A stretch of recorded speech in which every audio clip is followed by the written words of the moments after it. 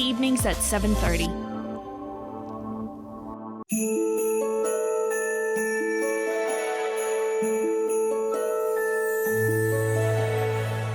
This is Rogers TV.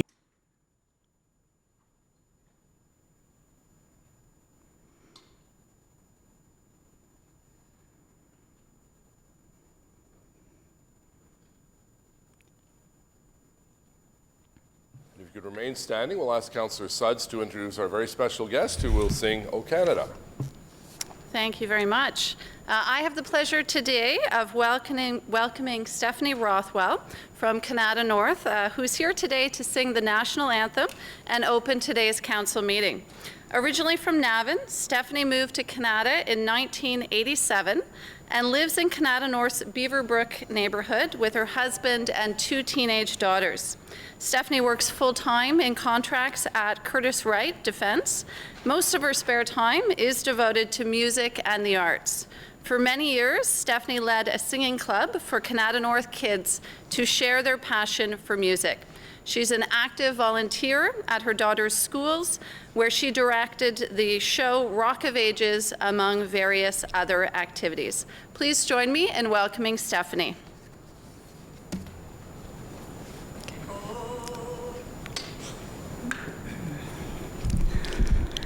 Oh, Canada, our home and native land, true patriot love in all of us command.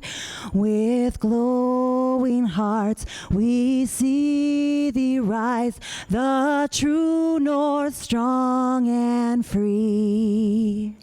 From far and wide, O Canada, we stand on guard for thee. God keep our land glorious and free. O Canada, we stand on guard for thee. O Canada, we stand on guard for thee. Thank you.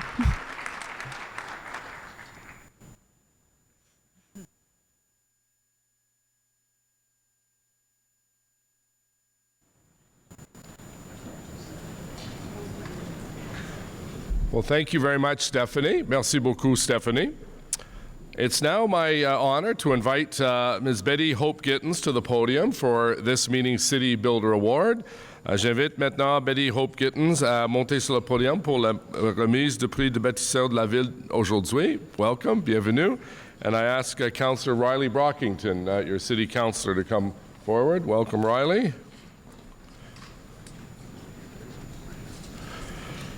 I want to extend a warm welcome to the family, friends, and associates of Betty who are here today. Almost 3 rows of people have come to honor you, Betty.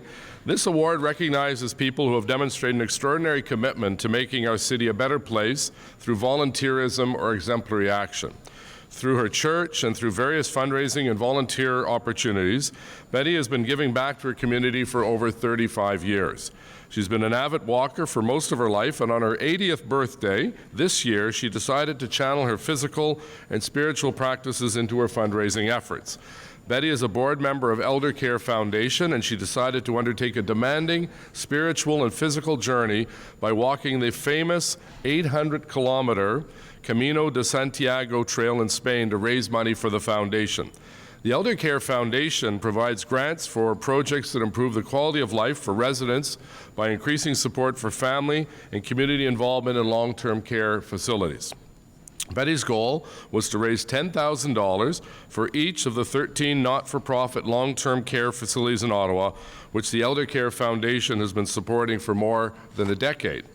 She ended up exceeding her ambitious target, raising over $200,000, and she was able to offer some of the funds to a long-term care facility in her home country of Barbados.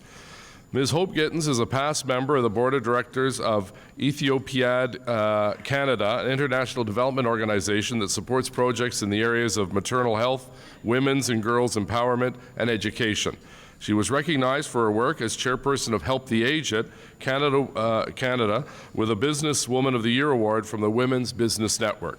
She's also fundraising co-chair of the Ottawa Hospital's Shirley Greenberg Women's Health Centre. J'aimerais saisir cette occasion pour remercier Betty pour ses nombreuses I want to thank her for her numerous contributions to the community and the entire city. The wonderful walk, we read all about it as you were walking in Spain, and thank you for being such a great member of our community. On behalf of your colleague Riley and all members of council, it's my pleasure to present you with the Mayor's City Builder Award. Congratulations. Well deserved. Here we are. Come on over here, we're going to picture.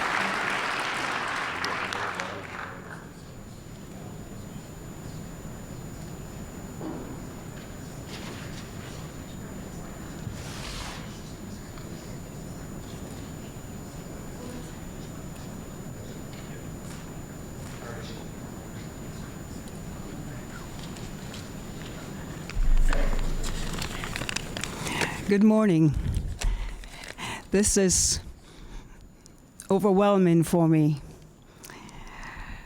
Mr. Mayor, Councillor Brockington, and members of the City Council, I just thank you tremendously for this great honor. I didn't do anything thinking that I was going to get anything. So this is really quite special.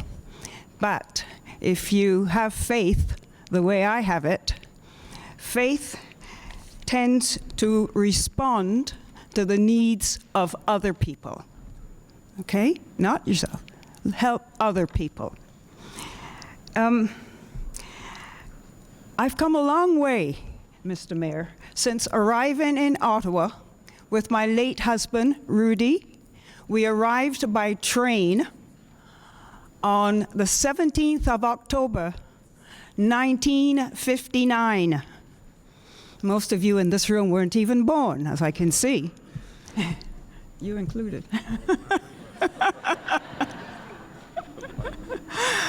And I arrived by train, as I said, at the chateau, just across from the chateau. That's where the train station used to be for you young ones. It was right across from the chateau. I will always give thanks to Ottawa University for accepting my husband in medical studies there, where he excelled, thank the Lord. Now, as you know, I'm 80 years old, and I've been asked to say some words of wisdom. Well, at 80, I had better have some words of wisdom because I've been down here a long time. You know, I've had a long time to get it right, so I have no excuse. However, one or two gems that I have learned, the first is this. In prosperity, your friends know you. In adversity, you know your friends. And they're the people to whom you attach yourself when you need help. And if you think that you are ever going to be in a position to need a friend, be one.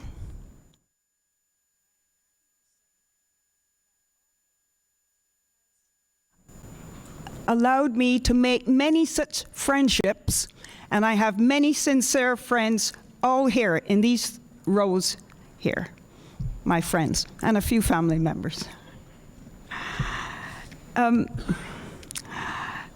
My career in Ottawa,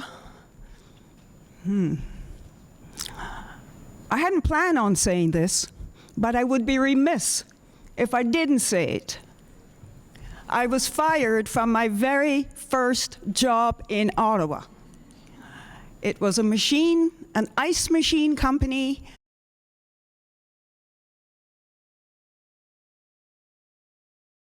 knew. It was nothing that I said or did, or nothing that I didn't do and should have.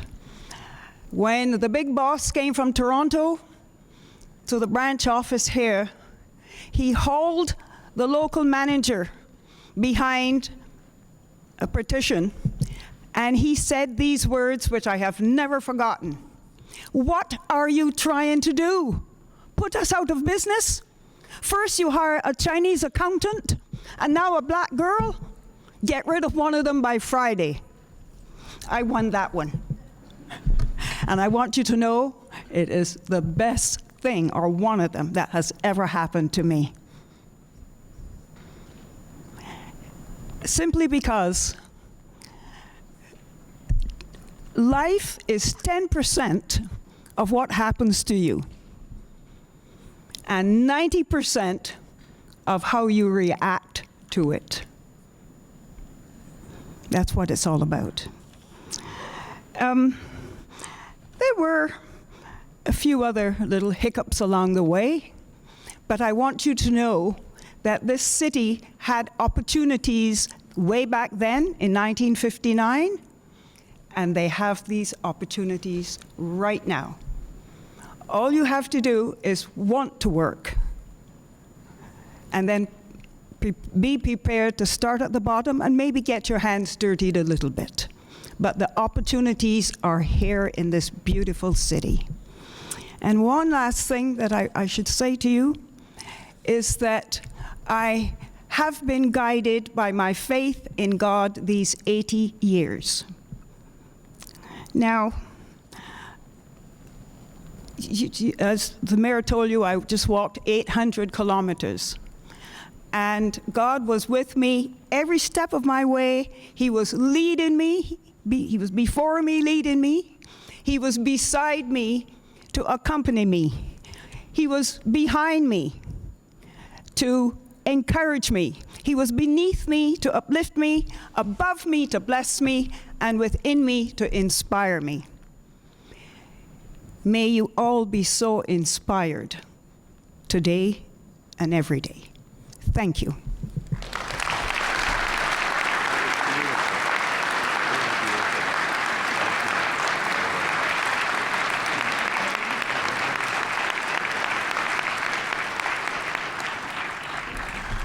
Well, beautiful words, Betty. Thank you very, very much.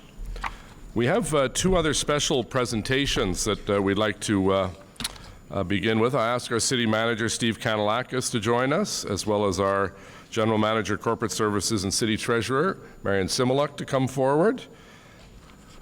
Bienvenue, welcome. Today we have a great honor to recognize Marian for her outstanding career with the City of Ottawa and for many years of dedicated service to our residents. Aujourd'hui, nous tenons à souligner la carrière exceptionnelle de Marian Similuk au sein de la Ville d'Ottawa.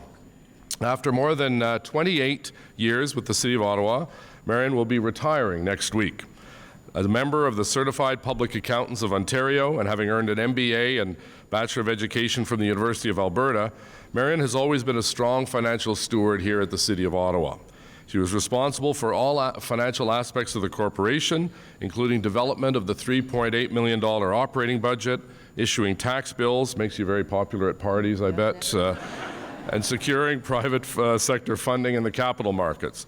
Marian has also provided sound financial guidance to a number of different councils and has helped the city become a leader in prudent fiscal management and accountability.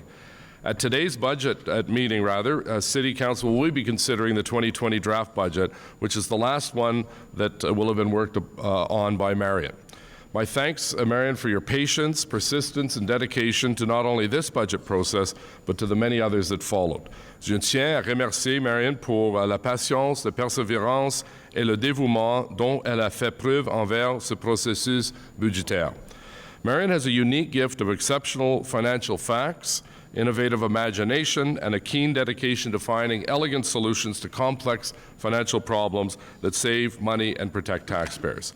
She's also had an unprecedented ability to communicate complex budget information to taxpayers and to explain the financial complexities to members of council. I know I'm definitely going to miss working with Marian, as I could always count on her to provide sound financial advice, as well as her ability to find innovative ways to get things done. She had very much a can-do attitude. Anytime we went to see her, she would look beyond the traditional ways of financing a project or where it made more sense to cut back on a particular area, and that advice was wise and sage. We're not the only ones that are going to miss these contributions. Marian is deservedly recognized in her career with the Queen's Diamond Jubilee Medal in 2013. Her work ethic, her candor, and steadfast commitment to this city and its long-term financial health will be greatly missed. I'd like to take this opportunity, Marian, to thank you for your dedication, your exceptional work, and commitment to all the residents of Ottawa and all of my colleagues on City Council.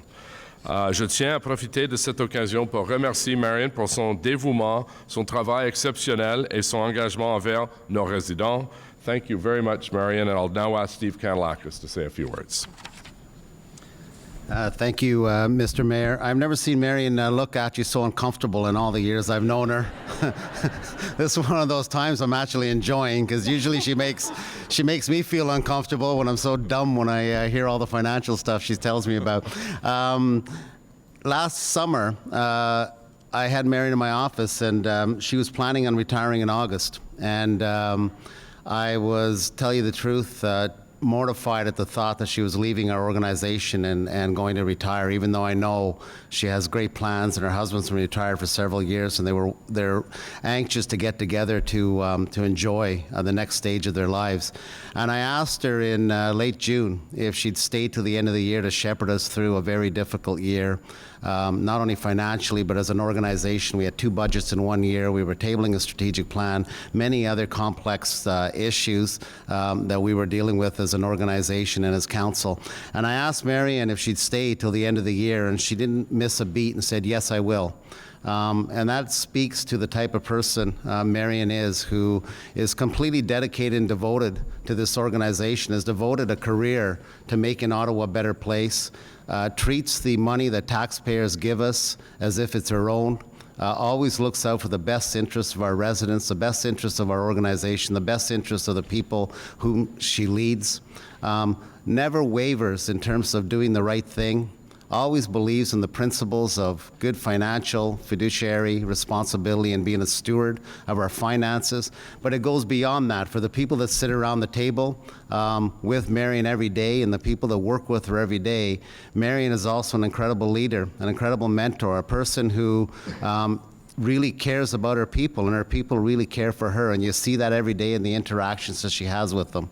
And so it's been one of those remarkable pleasures for me, remarkable experiences in my career to work with someone with such substance and such a principled person. I've learned a ton from her. She's always had my back. She's had the back of all the people you see at the front here.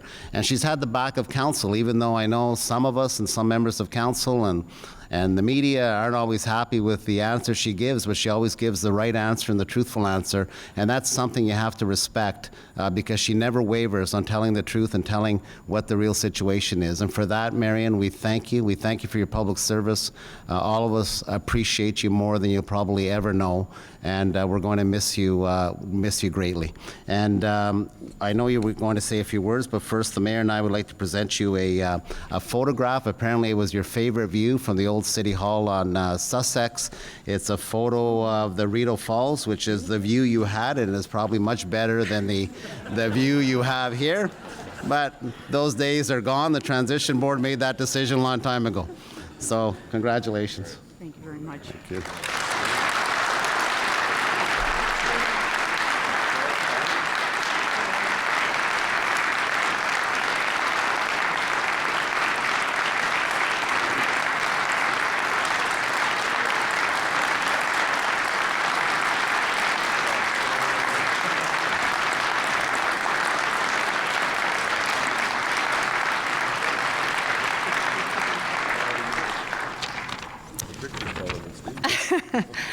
Thank you, Mr. Mayor. And Steve, that is my favorite view. I never got to see it too much, but from my office at Old City Hall, I used to be able to see Prime Minister Chrétien going to work and coming back from work, and I was still there. And I thought, something wrong with this picture. But anyway, Like the other people who have stood at this podium to be recognized, there is a long list of people I need to thank, as I owe my success, any success that I may have had, to them. First, I'd like to start with my own family. My husband and my daughter, who are both here, who have put up with me in this job for the last 15 years. So if you think I rant about things at work, you should see me at home. They are truly saints. Secondly, I want to thank my finance family. All of the great men and women I have worked with and for in the finance department over the years. Your professionalism, creativity, and often just dogged determination have supported me over the years, and I cannot thank you enough. Thirdly, I want to thank all the city staff that I have had the privilege to get to know over the years. I have never failed to be impressed with your pride in serving the people of this city and your desire to make this a better place to live. Next, I need to thank my colleagues on the senior leadership team, and it truly is a team. With this group, not only do I have colleagues I trust and respect, but also ones who I count as friends. Steve, your leadership has been the best thing that has happened to this organization, and you remain a constant source of inspiration for me. I want to thank the mayor and his staff and all the councillors I have had the honor to work with over the years. Your love for this city and its people have shaped my thinking, guided my efforts, and for that I thank you. Lastly, I want to say how comfortable I feel knowing that Wendy is going to take over in this role. In a few years, I know I'll be relegated to the role of Marian who? I thank you, and I wish you all the best in the future. And as this is my last budget, let the games begin.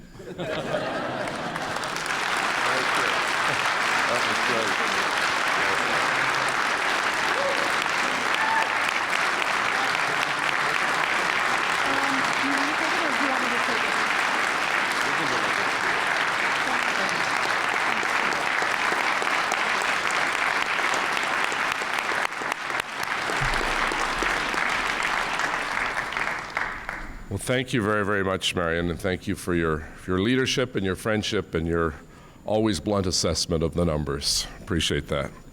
For our next presentation, I'd like to invite the City Clerk, Rick O'Connor, and Kathy Bowles, Chief of Protocol, to join Steve and I. We'll miss another very dedicated colleague who's retiring, Kathy Bowles. Welcome, Kathy. Kathy has served as Chief of Protocol since the amalgamation of the city in 2001. There was an urgent need for leadership and coordination of the city's ceremonial, protocol, and diplomatic activities. And we're extremely fortunate to have recruited Kathy as our first and to date only Chief of Protocol. Kathy worked exceptionally hard to build the Office of Protocol from the ground up, creating guidelines, policies, and processes for a portfolio of events, activities, and services. Serving 3 mayors and 2 city clerks, Kathy brought a dedication, expertise, and creativity to City Hall that will be hard to match, and her hard work and attention to detail will be seen throughout the hallways.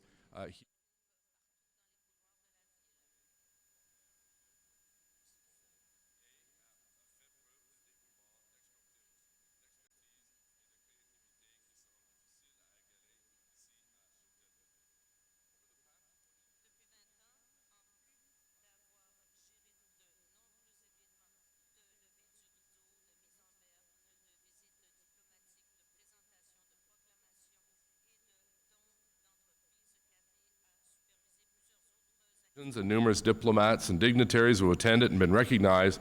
I understand that one event that remains very special and very dear to Kathy's heart was the work she did to organize the lying in state of former Mayor Marian. Over her career at the city, Kathy has overseen more than 30 key to the city ceremonies, 13 trick-or-treats with the mayor events, 17 Canada Day celebrations for seniors, and 19 mayor's annual celebrations.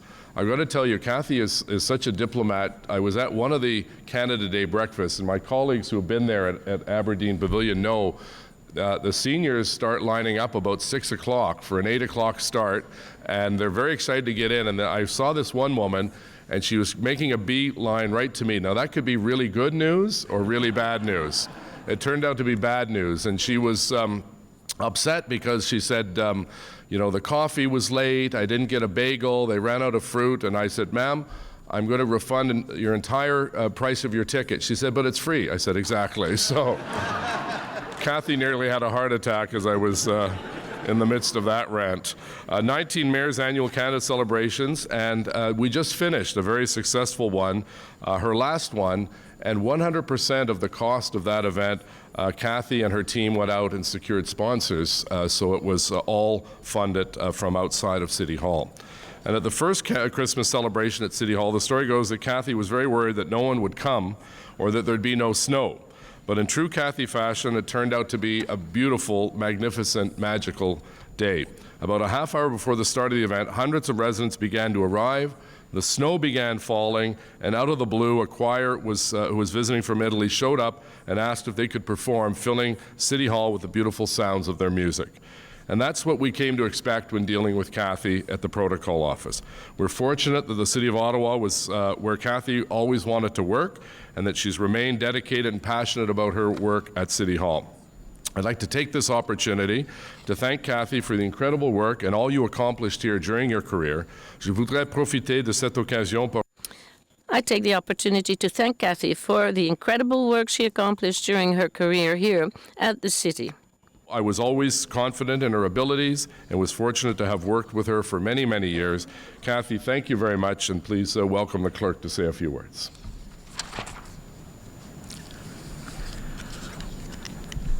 Well, thank you, Mr. Mayor, and members of council, honored guests. As the mayor just shared with you, Kathy has devoted more than 2 decades to the City of Ottawa's Office of Protocol, building it from the ground up.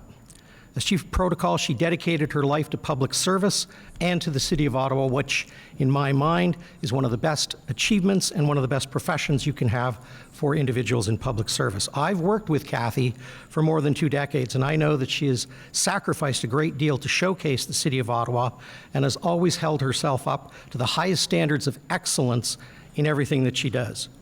Kathy has been a valued member of the City Clerk's management team. She has been both a caring colleague and an inspiring leader. As Mayor Watson mentioned, Kathy has first and foremost been the only Chief of Protocol after the City of Ottawa was amalgamated in 2001.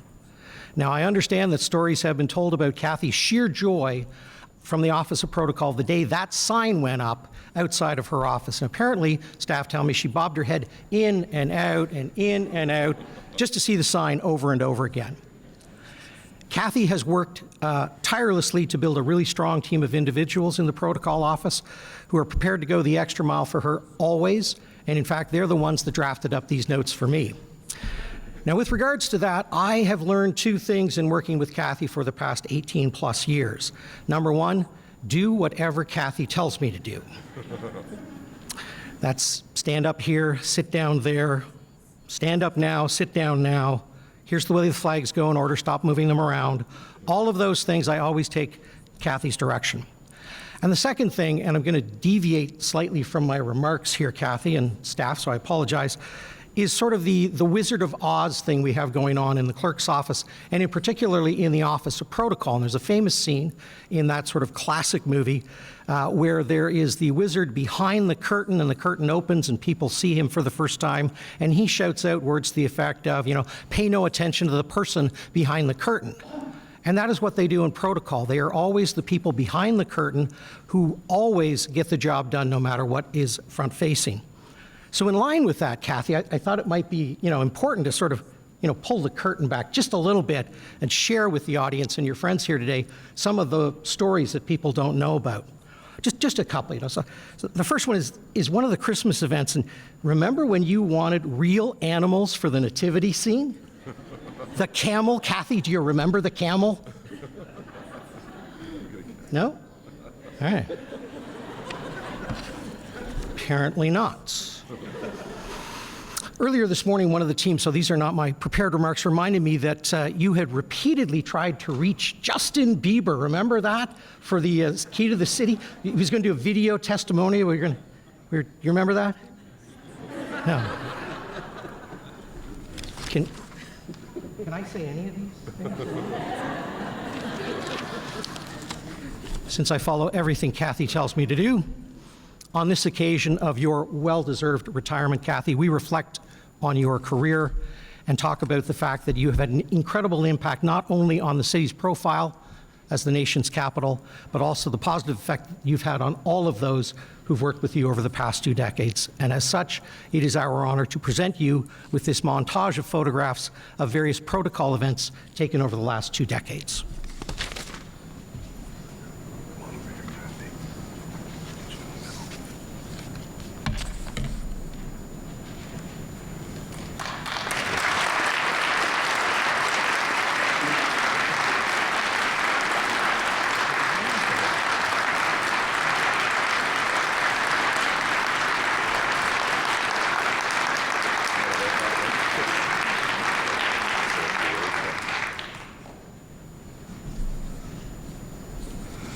Firstly, congratulations, Marian. It's really an honor to share this moment with you. Thank you, Mayor, for your kind and generous words, not only today, but for all the thank you notes over the years and all the times you dropped by our office to say well done. Your words today and your support over the years have meant a great deal, and for that I extend my heartfelt thanks and appreciation. To members of council, I understand the burden of your responsibility and the challenges you face, for your support over the years and for your acknowledgement of the role the Office of Protocol plays in our nation's capital. Thank you. To our city manager and the senior leadership team for teaching us on a daily basis through your actions and your interactions the meaning of servant leadership. Thank you for walking the talk. Last but certainly not least, to Rick, for your advice, candor, support, and open door policy over the years. Even at times when you were incredibly busy, but I needed to speak with you, without a moment's hesitation, you always made time. Thank you. What a privilege it has been to have played a part in welcoming remarkable individuals from all walks of life to City Hall, welcoming them into our home. Individuals I would have otherwise never had the good fortune of meeting. Royalty, celebrities, athletes, diplomats, politicians, community leaders, the list is endless. As I look back over the last 20 years, there are so many wonderful memories, far too many to possibly share at this time. But amidst the pomp and the ceremony, it is the unscripted moments that I will remember most fondly. Overhearing at the mayor's annual Christmas celebration a little girl pleading with Mrs. Claus to put in a good word to Santa for her brother, explaining he really hadn't been very good during the year. The emotional mother taking a photograph of her 2 young children at the flagpole where the national flag of her country of origin was being raised. The pride of a local artist presenting a piece of art she had beautifully sculpted for a Canadian Olympian being honored at City Hall. The men and women in uniform who volunteer at our ceremonial events as part of a color party, an honor guard, a piper, or an aide de camp. They are always there when we need them, and they tell us it is an honor for them to support us. The elderly gentleman, one of nearly 4,000 Southeast Asian boat people who arrived in Ottawa in 1979, sobbing at the casket of the late Marian Dewar during a lying in state ceremony at City Hall as he paid his final respects. The wife of a deceased veteran who was honored at a recent candlelight tribute for veterans, clutching the street sign bearing her late husband's name, knowing at that very moment he was with her. As we set the stage for hundreds of events and activities over the years, large and small, I may have played the role of producer and director, but the accolades belong to those who played the leading roles, the real stars, past and present, who supported me over the years. Today, I offer a standing ovation to the dream team who currently comprise the Office of Protocol: Daniel, Glenna, Arnold, Julia, Elizabeth, and Heather. They have never faltered, and they will never let you down. I look forward to the next chapter with excitement. When I leave my office for the last time, I know it will be bittersweet, but I will leave with enough wonderful memories, experiences, and friendships to last a lifetime. And I know that at that very moment, I will be thinking how lucky I am to have been a part of something so special that makes saying goodbye so incredibly hard. To each and every one of you, I wish you Godspeed. As I say au revoir and thank you.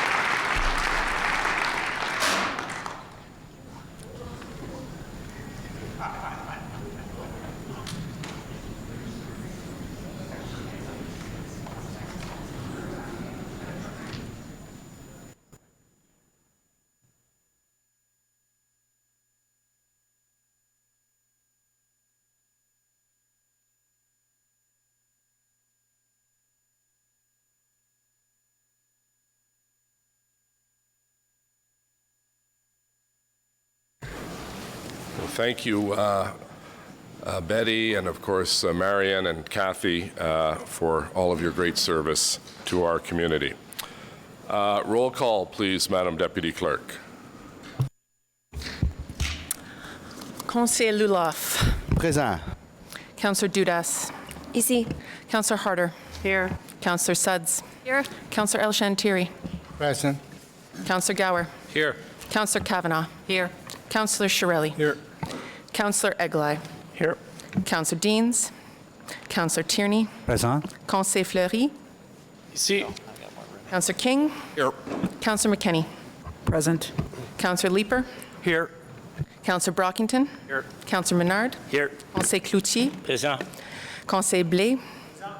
Councillor DeRuse. Here. Councillor Moffat. Here. Councillor Meehan. Here. Councillor Hubley. Here. Mayor Watson. Here. Le quorum est tient, Monsieur le Maire. Have quorum. We have a motion vote CPSC Report 8, Recommendation 5, rental accommodation report to reflect wording of motion approved at CPS. Councillor Suds, please. And seconded by Councillor Eglai. Thank you. Whereas at the special meeting on November 15, 2019, the Community and Protective Services Committee considered the report on rental accommodation study and regulatory regime, which subsequently rose to Council for consideration on November 27, 2019, as Community and Protective Services Committee Report 8. And whereas on November 15th, 2019, the committee approved CPSC Motion 2019-08/3, which recommended Council request the Mayor to ask the Minister of Municipal Affairs and Housing to make changes to Ontario Regulation 583-06 to clarify that municipalities have the authority to implement a business licensing bylaw, should they choose, consistent with that for private transportation companies, which would establish a system of licenses for short-term rental platforms, hosts, and agents. And whereas an error was made in the preparation of the Community and Protective Services Committee Report 8, resulting in an incorrectly worded version of the motion being considered by Council as Committee Recommendation Number 5, and whereas the City Clerk has advised that it would be appropriate for Council to have the opportunity to vote on the correctly worded recommendation as approved by Community and Protective Services Committee. Therefore, be it resolved that Council consider and vote on the following motion, being a revised Recommendation 5 of the Community and Protective Services Committee Report 8. That Council requests the Mayor ask the Minister of Municipal Affairs and Housing to make changes to Ontario Regulation 583-06 to clarify that municipalities have the authority to implement a business licensing bylaw, should they choose, consistent with that for private transportation companies, that would establish a system of licenses for short-term rental platforms, hosts, and agents. Okay, thank you. That's moved by Councillor Suds, seconded by Councillor Eglai. Mr. DeMonte, can you please tell me if the city needs the authority described in this motion to implement the recommendations on short-term rentals that were just approved by Council? No, Mayor. Staff have recommended a regulatory regime that does not require business licensing. We will be developing a registration system with regulations for short-term rentals and platforms that are a permit regime, so we don't need that authority. And has our legal staff reviewed the city's authority to implement a business licensing bylaw for short-term rental platforms, hosts and agents, and if so, what did they find? Mr. Mayor, legal staff have. At present, that authority does not, in our view, reside in the municipality, and that would require a legislative change to implement a licensing regime. So what's being suggested here is not legal. Is that a fair interpretation, since it's not covered under legislation? The province would have to amend the act Yes. to allow us to proceed down that road. Okay. So, Councillor Fleury, on your motion. Merci, Monsieur le Maire. Et puis... Thanks very much, Mr. Mayor. I'd like to thank the chair of the committee for putting forward the corrections that I raised at the vote last time. Pretty straightforward. We have a regime that we believe has worked for private transportation companies, where we license Uber and Lyft a business license. Yet, because of a weird clause in the Municipal Act, it says that the city can't play in real estate. And that's why the clerks are saying we don't have the authority within the Municipal Act. All I'm asking is for the mayor to write to the province so that we gain exactly the same authority that we have in a business license environment for Ubers and Lyfts. So if it's worked well under one regime, it should also work well on the other. And to support that, we heard the delegations at committee spoke in the need to have ensuring that everyone was compliant. And interestingly enough, Airbnb actually spoke to that. Alex Dagg came and said, we will comply with the city regulation, but our biggest fear is that our competitors won't be mandated to have the same environment. So all I'm asking is that we gain the authority so that everyone follows the same regulations, every platform. So just, Councillor, on the issue, so this is not going down the road of licensing all landlords. Mr. Mayor, if you read the correcting motion, it's really specific to the platforms.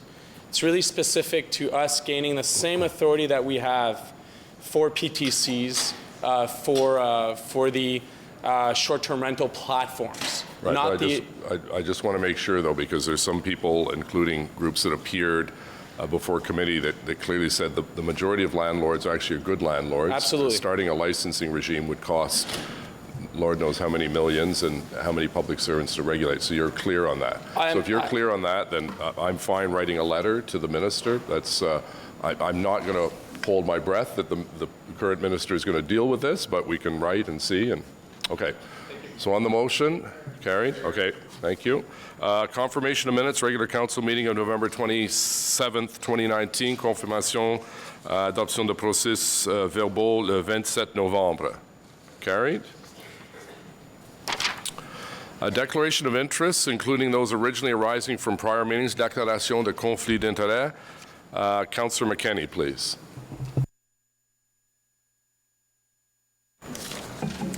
Thank you, Mr. Mayor. I, Councillor Catherine McKenney, declare a potential deemed pecuniary interest on the following portions of the 2020 draft operating and capital budget for the Ottawa Board of Health, Ministry of Health and Long-Term Care Programs and Standards, Infectious and Communicable Diseases, and Supplementary Programs, Provincial Programs, AIDS Bureau, Supervised Consumption Services, as my spouse is on the Board of Directors of Ottawa Inner City Health, an organization that will receive funding from or would be eligible to receive funding from these budget line items. Also, I, Councillor Catherine McKenney, declare a potential deemed pecuniary interest on the following portions of the 2020 Community and Protective Services Committee draft operating and capital budget. Housing Services operating resource requirements as follows. Community Housing Prevention Initiative, Home for Good, Reaching Home, as my spouse is employed by Options Bytown, an organization that will receive funding from or would be eligible to receive funding from these budget line items. Okay, thank you, Councillor McKenney. And a point of personal privilege, Councillor Suds, please.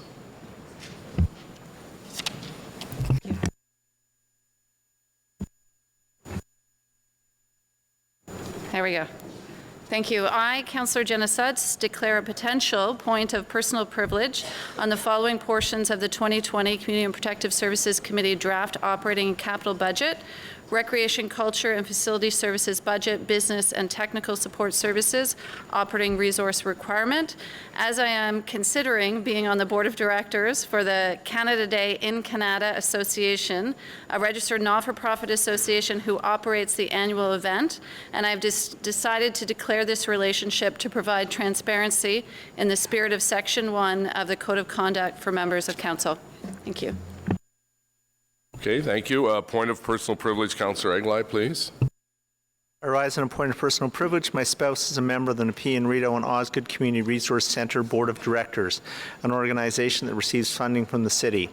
While I have no pecuniary or financial interest under the Municipal Conflict of Interest Act, I've decided to declare this relationship to provide transparency in the spirit of Section 1 of the Code of Conduct and to fulfill my responsibilities under Section 243 of the Municipal Act in participating in this debate and voting on the matter. In addition, I have filed with the Clerk's Office a copy of the Integrity Commissioner's memorandum on this matter. Thank you. Okay, thank you. Any other conflicts of interest, Councillor Hubley? Thank you, Mr. Mayor. I share the same conflict as Councillor Sudds. We're both going to be on the board of Canada Day, so that could be noted. Thank you. Okay, thank you. Any other? Est-ce qu'il y a des autres conflits d'intérêt? Any other conflicts of interest? Communications as presented. Regrets, Councillor Deans. Motion 20-1 of September 25th, 2019 advised she'll be absent from the City Council meeting of December 11th, 2019. Motion to introduce reports. Motion portant présentation de rapport. Councillor Gower, seconded by Councillor Luloff, please. That the following reports be received and considered. 1, the report from the Deputy City Treasurer entitled 2020 Draft Operating and Capital Budgets. 2, the report from the Committee of Adjustment entitled 2020 Draft Operating Estimates Committee of Adjustment. 3, the report from Crime Prevention Ottawa entitled Crime Prevention Ottawa 2020 Draft Budget. 4, the report from the Ottawa Police Services Board entitled Ottawa Police Service 2020 Draft Operating and Capital Budgets. 5, the report from the Ottawa Public Library Board entitled Ottawa Public Library 2020 Draft Budget Estimates.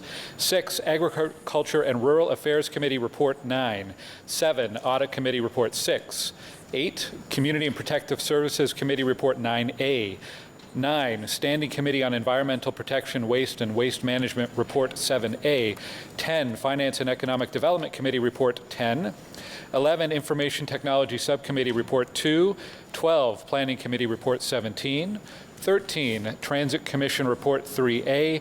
14, Transportation Committee Report 7. And 15, the report from the City Clerk entitled Summary of Oral and Written Public Submissions for items subject to the Planning Act explanation requirements at the City Council meeting of November 27, 2019, and that the rules of procedure be suspended to consider the report from the Ottawa Board of Health entitled 2020 Draft Operating Budget for the Ottawa Board of Health as they relate to the Council's approval of the 2020 budget at today's meeting, and that the rules of procedure be suspended to receive and consider the following reports due to timelines, as the next regular Council meeting is not scheduled until January 29, 2020. A, Built Heritage Subcommittee Report 8, and B, Planning Committee and Agricultural and Rural Affairs Committee Joint Report 2, and the in-camera report from the Ottawa Board of Health entitled Appointment of Associate Medical Officer of Health, Personal Matters about an Identifiable Individual, reporting out date upon Council approval. On the motion, carried, adopté. So we'll go through the consent agenda on regular council business, and then we'll come back to the term of council priorities and then the operating and capital budget. So the first item on our regular agenda is rapport des comités agriculture et affaires rurales, numéro 17, formalization award 20 Osgood all-terrain vehicle network. Carried. Modification au plan officiel et au règlement de zonage 1966 Promenade Roger Stevens. Carried. Councillor Meehan dissents. Okay. Next, Audit Committee Report number 6, rapport numéro 6 du Comité de la vérification, Ernst & Young Audit Plan, Plan de vérification de 2019 d'Ernst & Young. The Council received this report. Received? Item 20, Office of the Auditor General, 2020 Audit Work Plan, Bureau du Vérificateur Général, BVG, Plan de vérification de 2020. Carried. Item 21, Bureau du Vérificateur Général, rapport annuel et rapport de vérification détaillé. Carried. Committee recommendation, Built Heritage Subcommittee Report number 8, rapport numéro 8 de sous-comité de patrimoine bâti, designation of the Ottawa Tennis and Lawn Bowling Club, 176 Cameron Avenue, under Part 4 of the Ontario Heritage Act. Carried. Item 23, application to alter 124 Bottler Street, a property located in the Lowertown West Heritage Conservation District, designated under Part 5 of the Ontario Heritage Act. Carried. Finance and Economic Development Committee, rapport numéro 10 du Comité des finances et de développement économique, Stadium, Ottawa Stadium lease. Councillor, do you have a, do you want to speak to it? Okay, just push your button there. Is this on the stadium? Can we hold it up? Well, we're not holding anything because we have to go back to the term of council priorities, so we'll deal with it as we go. So, Councillor King. Thank you, Mr. Mayor. Residents in Ward 13 have enjoyed the affordable entertainment that minor league baseball provided. Okay, Councillor King, please. Okay. We're on the stadium lease, 300 Coventry. Thank you, Mr. Mayor. Residents in Ward 13 have enjoyed the affordable entertainment that minor league baseball provided in the past and are therefore content with the prospect of the sport returning to the Ottawa Stadium on Coventry Road. They are also happy that such an important city asset will be maintained and that it will have a chance to be utilized to its fullest potential due to its proximity to light rail. The stadium is the only sports facility in the city situated adjacent to mass transit, intercity rail, a hotel, and citywide cycling network, along with freeway and major arterial access. The debut of LRT will be a major contributing factor to improved accessibility to the stadium, which in turn will improve the viability of a new baseball franchise. As ward councillor, I support the staff recommendation because the partnership was ranked the most viable franchise option based upon its capacity to operate a successful business. The commitment that the partnership has proposed includes a $500,000 investment into the franchise, along with protections for taxpayers by ensuring that the new baseball ownership group has the capacity to cover the prior arrears of the previous team. The partnership also has the added advantage of comprehensive sports and entertainment experience, along with a future in a viable league. It makes sense to support the most viable proposal so that the baseball stadium, one of the only major city-owned sports assets in the easterly end of Ottawa, is purposefully used and creates economic opportunities. The previous baseball team created over 100 part-time positions at the stadium each summer. And this recommendation, of course, only focuses on the lease of the stadium and is not focused on any future development of the site. As an important asset in our ward, I believe it is vital that the city identify and pursue new opportunities to increase the usage and viability of the stadium. That is why I was highly gratified to support Deputy Mayor Dudas's successful motion at Council in September, which called for staff to work with Council and all relevant stakeholders to find opportunities to increase public and community usage of the stadium beyond baseball to attract a more diverse mix of sport and community use. Currently, efforts are underway, and local sports groups are intrigued and interested in pursuing opportunities to make the stadium a destination beyond its 50-day baseball season. Additionally, the arrival of light rail creates a unique, once-in-a-generation opportunity to locate affordable housing on the adjacent site, along with other mixed-use amenities, as the province has provided the tools to pursue inclusionary zoning around major transit stations. Consequently, I introduced a direction to city staff in September to commence a community vision process and consultation starting in 2020, focused on the use of the stadium and the potential land use of the approximately 19-acre site. The community is enthused about this process as Overbrook, one of the most low-income, high-needs neighborhoods in our city, is currently engaged in a visioning exercise to reduce poverty, improve access to affordable housing, and increase economic development opportunities. This first step is a first step in the process undertaken with input from residents, and the community association has included a community beautification project at Queen Marian Lola, where construction will begin in September 2020 to improve the look and feel of that intersection, along with the creation of a new park. The community has also recently received a grant from Crime Prevention Ottawa to work on a community-based public safety strategy. A next key component of the Overbrook 2020 vision will be the viability of baseball and future development and a community vision for the stadium site. And that is why I will support this recommendation. Thank you, Mr. Mayor. Great. Thank you very much, Councillor, and thank you for your input as the ward councillor as well. It's been appreciated. Councillor Fleury. Merci, Monsieur le Maire. Thank you, Mr. Mayor.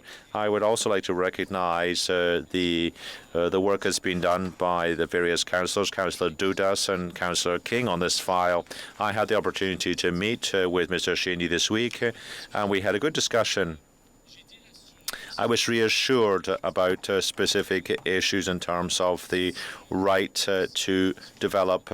If OSEG really wanted to develop the site, all these components would have to come back to council. So it's not a blank check. It's really a possibility for future programming. I'm surprised to see the group willing to cover the debt. I know those in business, and it's always surprising to see a private company willing to cover the debt of a previous company, but they agreed on that principle, and despite the fact that I'm surprised by that, that's what they want to do. That's great. I've asked questions, and just for clarification purposes, for people here in the room today, Mr. Cheney, could you clarify the process that's been undertaken by the city to make sure that we look at the scope of interest in the site? There were questions from the various groups that were interested in actually renting the site. Could you give us that information? Mr. Mayor, we followed the motion from September to go out and look for any viable proposals that would protect the taxpayer dollars and would continue baseball at the stadium. And so we followed that process. We looked for proposals that had a good understanding of baseball, had solid financials, and had the resources to undertake baseball at the stadium. Great, thank you. So I did work with Councillor King and Dan Cheney, Mr. Mayor. I do have a direction to staff, and I want to preface it with a couple of key points, I believe. We want baseball to be successful in Ottawa. We hope that this, again, will bring back the fulsome days of the Ottawa Lynx, where the entire stadium was sold out, and it really was an important gathering. I believe that the LRT connection is an important one. It's a well-located stadium. So let's hope that this time, with the leadership of the group, that there's a real opportunity for that. That said, and to Councillor King's point, we do need to look at community use. Baseball is a short window of the entire year, and with the direction of Councillor Dudas, we've given clear mandate to look at community use and increasing the community use of the space. And I believe there's two components to that. One, which is maximizing the variety of sports that can play in the stadium outside of the baseball period, or not to compete with the baseball period. And the other one being, let's not wait if the stadium is too big and not selling out. Well, the above stands spaces, that it'd be the old restaurant, or that it'd be the old les différentes loges. There's an opportunity to start using those spaces differently. Alors la direction, Monsieur le Maire, is as so my direction is the following. As part of the annual lease agreement for the stadium provision, that would allow for the consideration of community booking within the December 1st to March 31st exclusive opportunity period for the partnership, and to clarify that beyond April 1st of each year, the city and the partnership will have the ability to make additional bookings for available dates and times on a first-come, first-served basis. So this is simply to maximize the use of the stadium. It was a direction that Mr. Cheney wrote, and I believe is supportive of. Yes, Mr. Mayor, we support the direction. Merci. Councillor Brockington, please. Thank you, Your Worship, and good morning, everyone. I, too, have read the report. I appreciate the comments from my colleagues thus far and have a few questions for staff.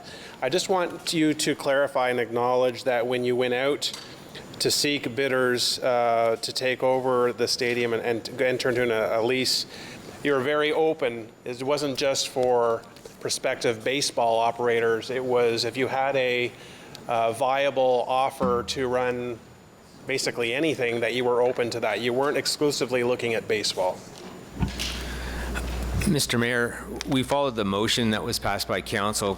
That motion was looking for baseball operations, but that's not to say if an option had come in, we would have reviewed other recreational activities that would have fit in the stadium. But just to be clear, the agreement with OSEG will allow other opportunities that as per your report, if they want to have other offerings other than baseball, they can rent the stadium. There's some sort of fee that will be negotiated on a per-use basis, but we do want a stadium to be used for purposes other than baseball, or in addition to baseball. Is that correct? Mr. Mayor, that is correct. We support various special uses that can occur at the stadium. The $125,000 annual fee, given that our costs the operating costs far exceed revenues that we've been getting and are projected to get, how did you come up with $125,000? Is this the best that we can get? What type of analysis did you do to come to this amount?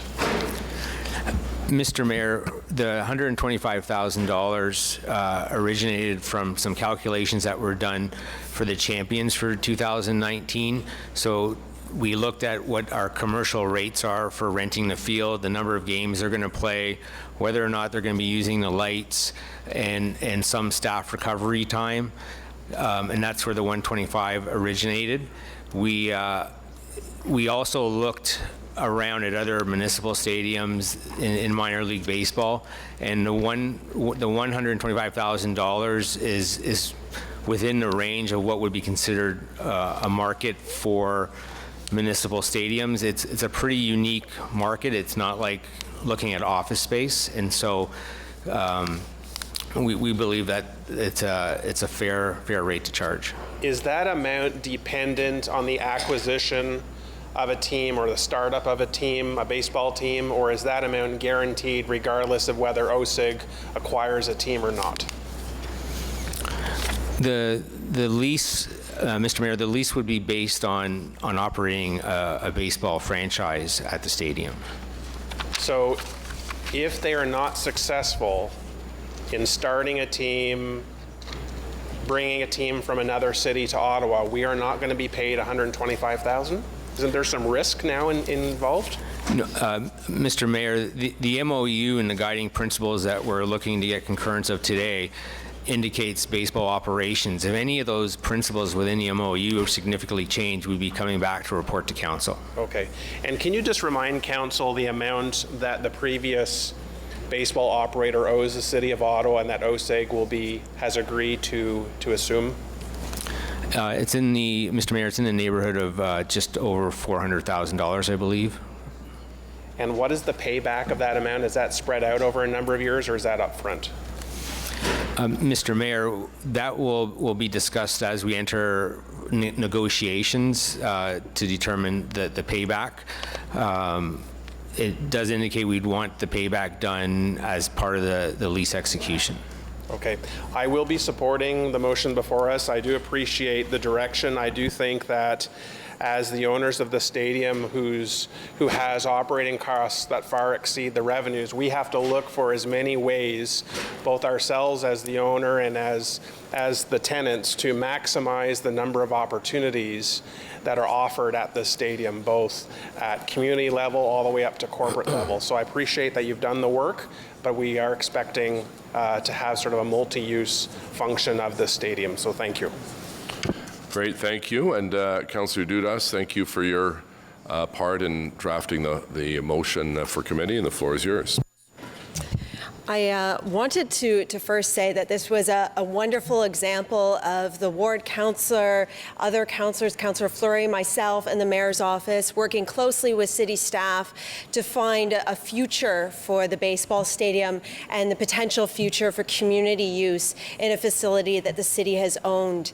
And I think that, seeing that OSEG and CATS are the preferred proponent has been very it fulfills the motion's mandate in that we've seen the success that these two groups have had with their own independent ventures, and I am looking forward to continuing to work with my council colleagues to ensure that they're bringing that to this site. I did have one question in respect to the parking facilities at this location, because once again, that is a section of land. We have a wonderful opportunities potentially with the stadium as an infrastructure piece. Is staff also looking at leveraging the parking facilities for not just the purpose of vehicles, but also for the community and other activities within the area? So, Mr. Mayor, as a result of the direction to staff that Councillor King was part of in the previous time, at looking at visioning and how the site would be used, I think it's appropriate to raise that issue in the context of those other opportunities of use of the site. And at this stage, we're not precluding anything, but we do need to go through the proper process of ensuring the zoning and everything else is on site would allow those other uses. Great, thank you. Okay, thank you. Any other questions? Est-ce qu'il y a des autres questions? No. Okay, so Councillor Fleury's direction to staff is agreed. Agreed. On the motion, carried. Okay. Next is Planning Committee Report number 17. Rapport numéro 17 du Comité de l'Urbanisme. Item 25, Official Plan Amendment, Barrhaven Downtown Secondary Plan. Councillor Tierney or Harder rather, and Tierney have a motion. Recommendation 2 referred from committee. Councillor Harder, please. Thank you, Mr. Mayor. This one is, I spoke with Sean Moore, who's the planner on this file, and he said this one is one that slipped by him that he should have caught himself, so really it's a technical amendment, but it was brought forward at committee, commented on by the by North American representative, and in order for this to be completed, we need this change that should have happened when the report was drafted. Okay, so this is a technical amendment. Councillor Harder, seconded by Councillor Tierney. Carried. On the report as amended, yeas and nays have been called.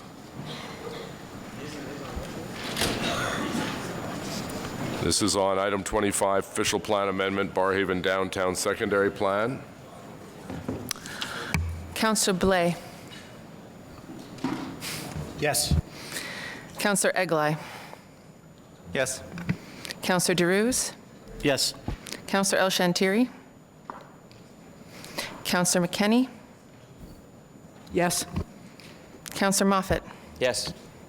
Councillor Luloff. Oui. Councillor Cloutier. Oui. Councillor King. Yes. Councillor Sudds. Councillor Shirelli. Yes. Councillor Hubley. Yes. Councillor Menard. Yes. Councillor Fleury. Oui. Councillor Brockington. Yes. Councillor Dudas. Oui. Councillor Meehan. Yes. Councillor Kavanagh. Yes. Councillor Leeper. Yes. Councillor Deans. Councillor Tierney. Yes. Councillor Gower. Yes. Councillor Harder. Yes, thank you, everyone. Mayor Watson. Yes. 21 yeas. Okay, thank you. Item 26, numéro 26, front-ending report, design and construction of the Stittsville North-South Arterial Road within the 195 Huntmar Drive subdivision. Rapport pour l'artériel nord-sud de Stittsville dans le lotissement situé au 195 Promenade Huntmar. Carried. Item 27, zoning bylaw amendment, 1211 Old Montreal Road, modification du règlement de zonage 1211 Chemin Old Montreal. Carried. Item 28, zoning bylaw amendment 300, 302, 304, and 306 Elm Grove Avenue, modification au règlement de zonage 300, 302, 304, 306 Avenue Elm Grove. Go ahead.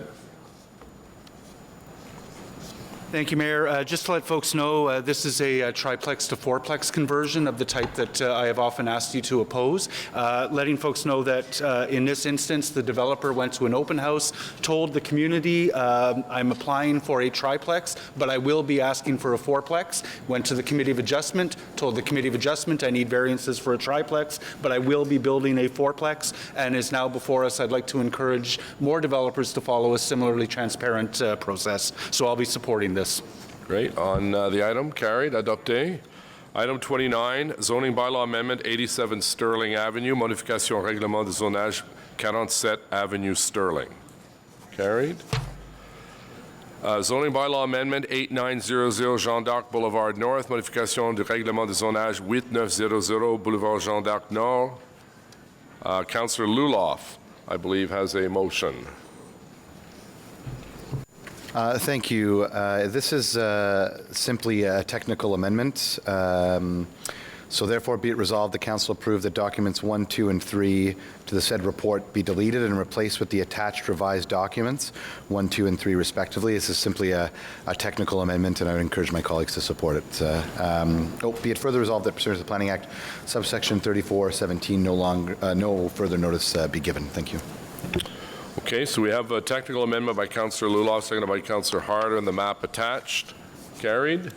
Adopté on the report as amended by the Luloff-Harder motion. Carried. Thank you. Item 31, numéro 31, modification de règlement de zonage 250 rue Besserer, zoning bylaw amendment 250 Besserer. Do you have something to add to this? Do you support it? Oh, one second. So I did bring this up at committee, and I do want to reiterate in front of council, and I hope that we can get to the bottom of this in the OP. We're waiving 40 parking spots, so there's no parking spot out of that building on the corner of Besserer and King Edward, which from a practical point of view, we're investing in light rail, I'm supportive of. But that also reduces the cost for developers of $1.2 million, for which as a community benefit we can't pull. So at some point, it'd be nice through the OP or somehow that when there's a waiver of a parking requirement, that we also can generate that into a community benefit, that it'd be additional cycling lanes, that it'd be improvements to intersections, whatever that might be. So for the record, I'll dissent on that specific item, not on the development or the height or the elements. I think the staff have done a good job, but I do think that we need to tie in the bow when we waive parking components to generate that revenue into community benefits. Okay. So I'll dissent. Okay, so Councillor Fleury is dissenting on the report. Carried. Item 32, application for demolition and new construction at 58 Florence Street, a property located in the Centertown Heritage Conservation District, designated under Part 5 of the Ontario Heritage Act. Demande de démolition et de nouvelle construction 58 rue Florence. Carried. Item 33, zoning bylaw amendment 58 Florence Street, modification du règlement de zonage 58 rue Florence. Carried. Item 34 is city-initiated zoning bylaw amendment to allow places of worship in urban employment areas. Modification de règlement de zonage proposé par la ville pour autoriser les lieux de culte dans les secteurs d'emploi urbain. Carried. Item 35, motion council resolution regarding Section 45 of the Planning Act in respect to 16 and 20 Hamilton Avenue North. Résolution du Conseil concerne l'article 45 de la loi de l'aménagement de territoire à l'égard de 16 et 20 Avenue Hamilton Nord. Adopté. 36, motion delegated authority for road closures. Motion pouvoir délégué pour la fermeture de rue. Carried. Planning Committee and Agricultural and Rural Affairs Committee, Joint Report Number 2, rapport conjoint de Comité de l'Urbanisme et de Comité de l'Agriculture et des Affaires rurales, numéro 37, nouvelle plan officiel, preliminary policy directions. Carried. Transportation Committee Report number 7, rapport numéro 7 du Comité des Transports. Number 38, the Strategic Road Safety Action Plan Update, mise à jour de Plan d'Action Stratégique de Sécurité Routière. Carried. Thank you for everyone's input on that. Item 39, a motion Transportation Master Plan Update, motion mise à jour de Plan Directeur des Transports, PDT. Councillor Blais has a motion, seconded by Councillor Leeper, please. Thank you very much, Mr. Mayor. Whereas at its meeting of December 4, 2019, Transportation Committee approved a motion recommending City Council approve the membership of a council sponsors group for the Transportation Master Plan update that included the Chair of Transportation Committee. And whereas directed by Transportation Committee, the City Clerk has advised Council on the quorum implications of adding the Vice Chair of Transportation Committee, Councillor Leeper, or another urban member of Council to the sponsors group.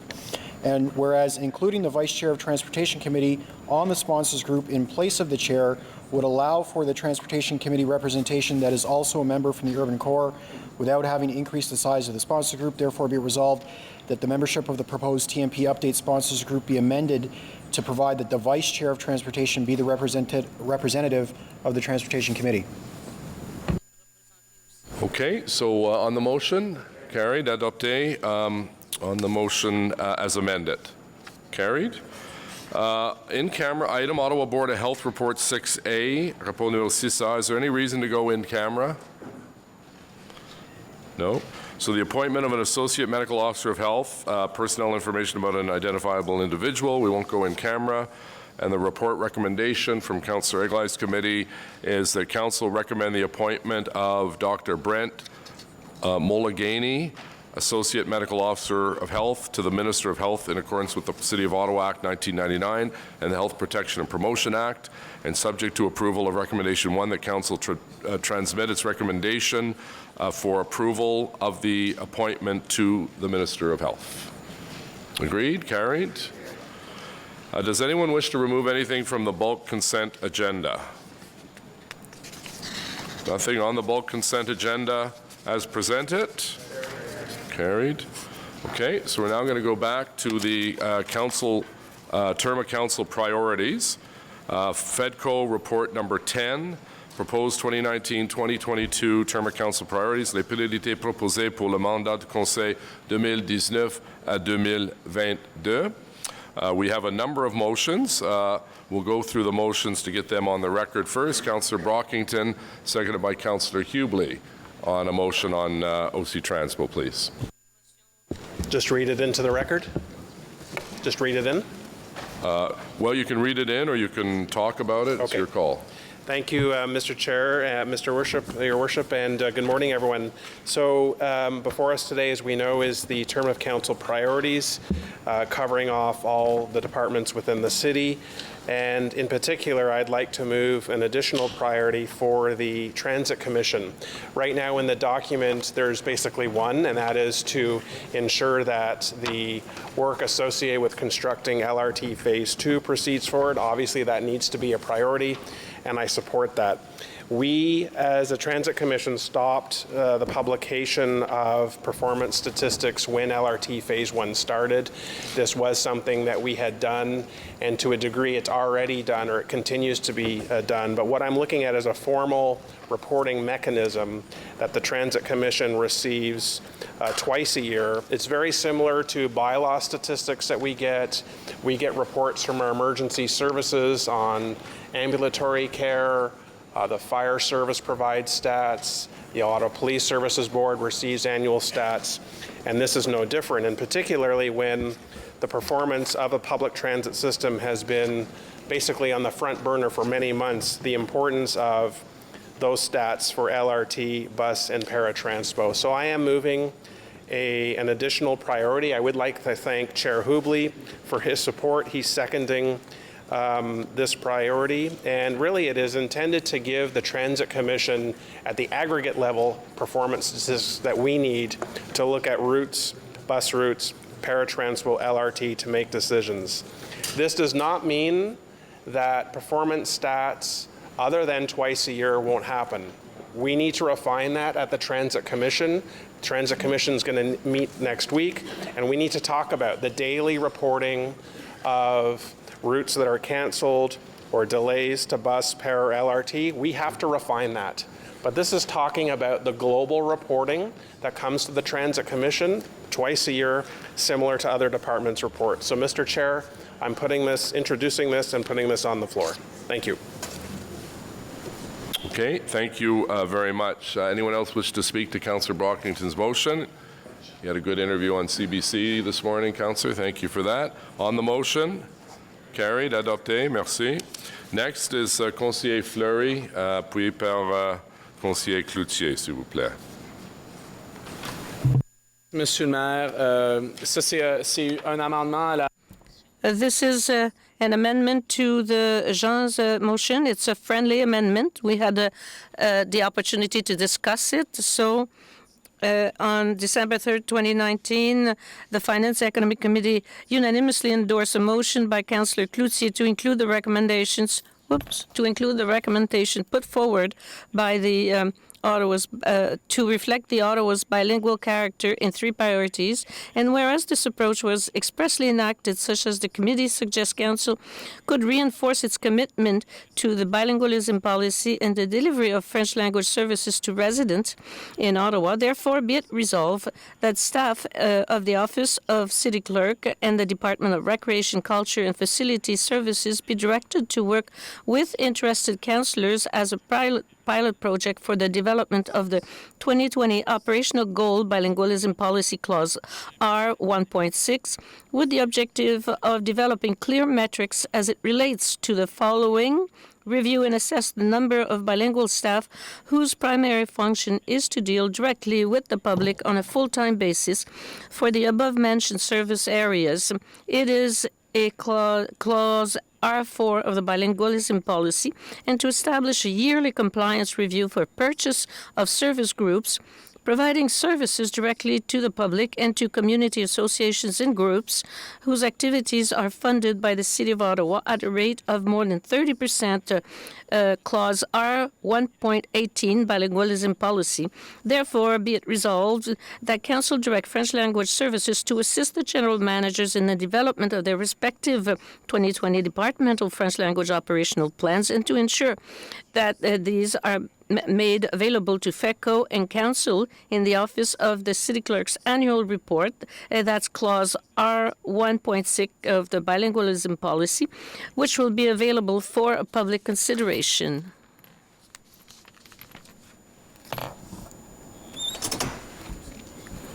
It's not the time for that. We will be discussing your first motion right now.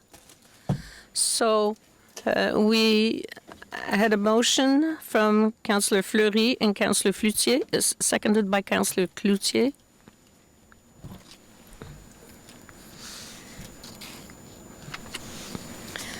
You have another motion, same subject? No? Okay, well, we'll start with this one. We have to vote for this one. So on Councillor Fleury's motion, carried. Next, Councillor Menard, and seconded by Councillor Kavanagh. Numerous versions of this. If you could just tell us what's changed on the version. Monsieur le Maire, the childcare motion has changed as a result of a discussion with staff. It has it in the be it resolves that the following action is added to the proposed Thriving Communities priority in the draft 2019-2022 Term of Council's priority document. Invest in childcare services to improve accessibility, affordability, quality, and responsiveness of childcare services across all city wards. And be it further resolved that the outcome is added to the proposed Thriving Communities priority in the draft 2019-2022 Term of Priorities Council document under communities have increased access to affordable, quality, and responsive childcare services in the city. It should be the one that you have in front of you. And I'll just go through, whereas the average annual cost of childcare in Ottawa is $11,868, whereas the Ontario government report childcare is considered affordable if it represents no more than 10% of household income, meaning an annual income of $118,000 to attain affordable childcare, whereas the median household income in Ottawa is approximately $86,000, whereas the City of Ottawa has begun applying a gender lens to city policy, whereas childcare duties fall disproportionately on women by a split of 65 to 35%, and whereas there is currently only capacity in licensed childcare for 1 in 3 children in Ottawa, whereas infant to preschool childcare is completely unaffordable for a majority of residents, whereas there are system gaps in providing childcare services for special needs and francophone children, whereas low compensation in the childcare sector contributes to recruitment and retention issues for qualified staff, and whereas affordable childcare allows more women to enter the workforce. I won't read the be it resolves again. This motion is important. I think the department is moving in this direction. We have that go-ahead from them, and so Council has endorsed this in a departmental plan, and this is something that I think we should make a term of Council priority. So, Councillor, just so I'm clear on this, were there some whereases that changed from the original one that we were sent? No, the whereases should be the same.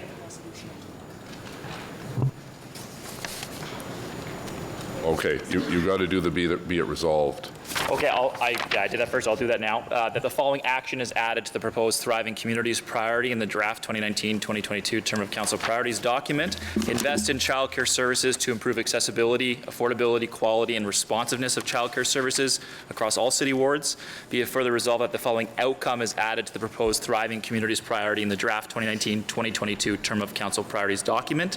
Communities have increased access to affordable, quality, and responsive childcare services in the city. Okay, so on the motion, carried. Carried. Next is Councillor Menard, or I'm sorry, Councillor Suds now, seconded by Councillor Menard with respect to e-buses. And I think the one item that you might point out that changed, which I'm happy to support now, is the word after the electric bus pilot is assessed, because I think some members of council were concerned we're doing a pilot and we're jumping the gun before we get the results back. So I appreciate the councillors that worked on that as a compromise. So Councillor Suds, please, seconded by Councillor Menard.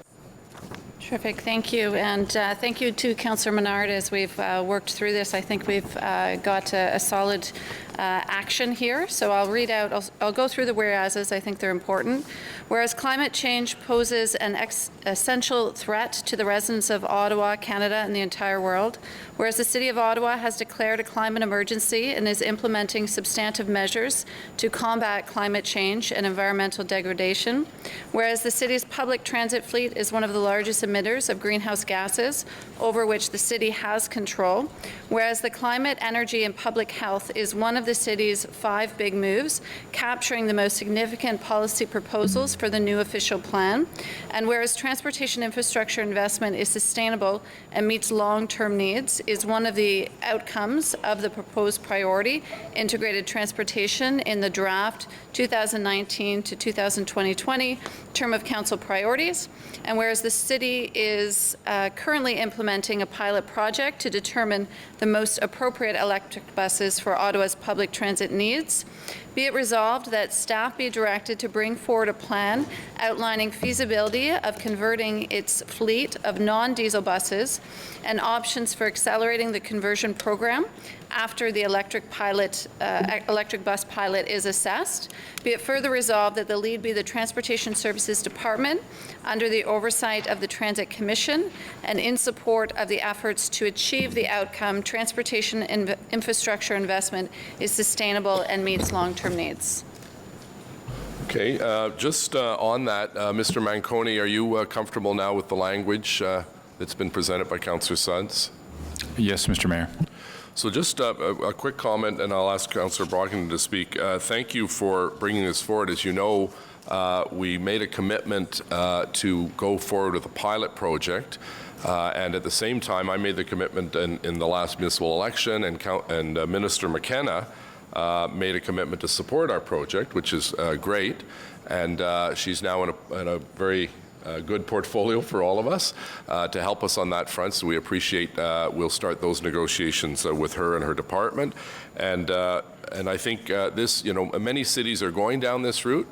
That's why I thought it was important that we do a test in our own backyard, because our situation, as we all know, is a little different from a temperature point of view, Ottawa, Toronto, from a geography point of view, and we want to make sure that we have all of the results on our local Grown in Ottawa test pilot for electric buses. So thank you for the changes that came about over the last couple of hours and days by Councillor Sudds and Councillor Menard. And Councillor Brockington, you have the floor. Can you just turn that off? Thank you, Your Worship. I wholeheartedly agree with the motion, and I'm glad that the wording to wait until after the pilot to move forward was inserted. But I think we just have to clarify, the assumption is the pilot will be successful, because if the pilot isn't successful, we shouldn't move forward. And on that note, I just want to know, where are we with the pilot right now? We gave some marching orders to tender the work. I can't remember when we were going to see e-buses on the road, but can I just get a brief update?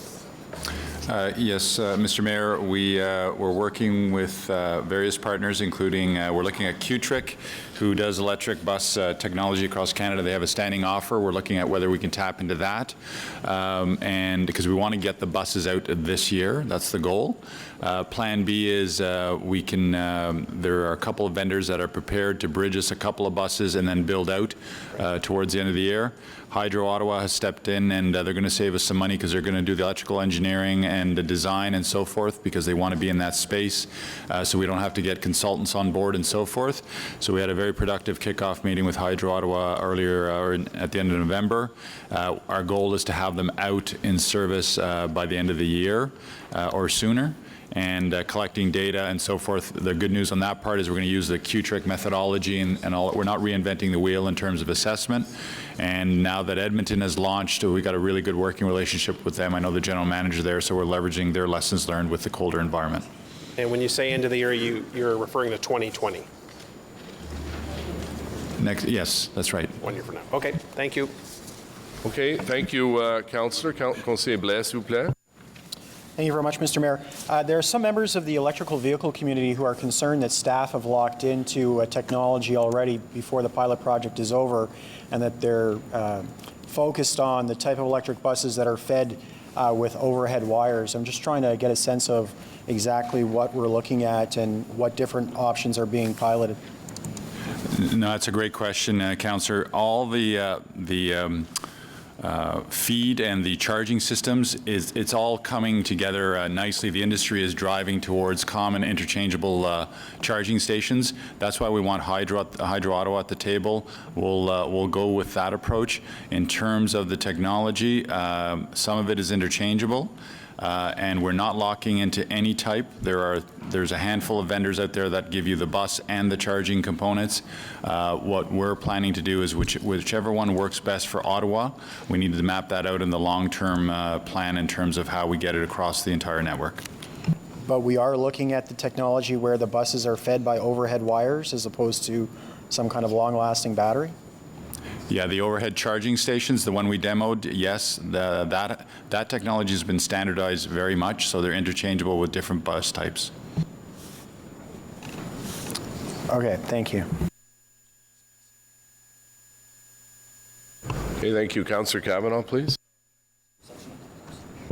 Thank you very much.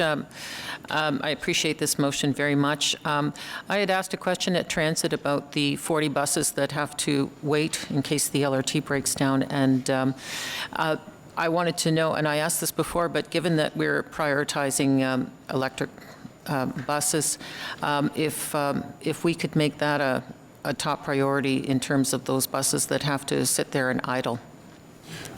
No, we don't. We have hybrid buses right now, which, as you know, didn't perform well. They're being phased out. Some of them are still in service. The buses that are out for the R1 service, there's 20 of those. We've reduced the idling time. Mr. Greer has a plan where on warmer days we don't have to idle for the morning and the afternoon. I know some people think we're out there all day, but we're not. And in terms of acquisitions of buses, you've got the pilot that's coming out. We'll see how many we can get through that. We'll put those in service, and then we'll bring forward the report that this motion references. And the perfect alignment that's going to occur for you is once you have all the information, capital and operating costs, and the transit affordability plan, in the years from 2021 to 2026, you will have the opportunity to replace 341 buses because we're entering a peak replacement phase of our life cycle. So it's actually very good timing. The other great thing that's coming is the articulated buses. The electric ones are now entering the marketplace. So we anticipate within the next 12 to 18 months, you'll also have that opportunity, and you have a large replacements of those coming in 2024. You have I think 140 of those coming also forward. So lots of opportunities if the numbers work and you like what you see, or the results are positive. Thank you. Okay, that's it, Councillor. Councillor Harder on electric buses. Thank you. Mr. Manconi, it's certainly, the way to move forward for us to go in that direction for all the right reasons that everybody's already talked about. But as part of your assessment, I'm wondering about, are you going to be factoring the cost and what we get per dollar from it? Because, we know no matter where I look around the table, people know that we need more vehicles to move people. Arguably, we'd love it to be the LRT, sooner, faster, whatever. But in the interim, what is the cost for purchasing a hybrid per seat as opposed to a bus that will serve our ever-growing public and underserved public? I'm just wondering if you're also measuring that. Councillor, you're absolutely correct, and to be frank with you, the tough part of the report that I'm going to bring to you is, do the numbers work? I know that the bus industry tells you that the payback is there over the long term. We will bring all those numbers to you. There's currently on a standard 40-foot bus a $380,000 premium. So on simple capital. Per bus? Per bus. So what's the cost of a? $680 for a diesel bus, between $1 and $1.1 million for an electric bus right now.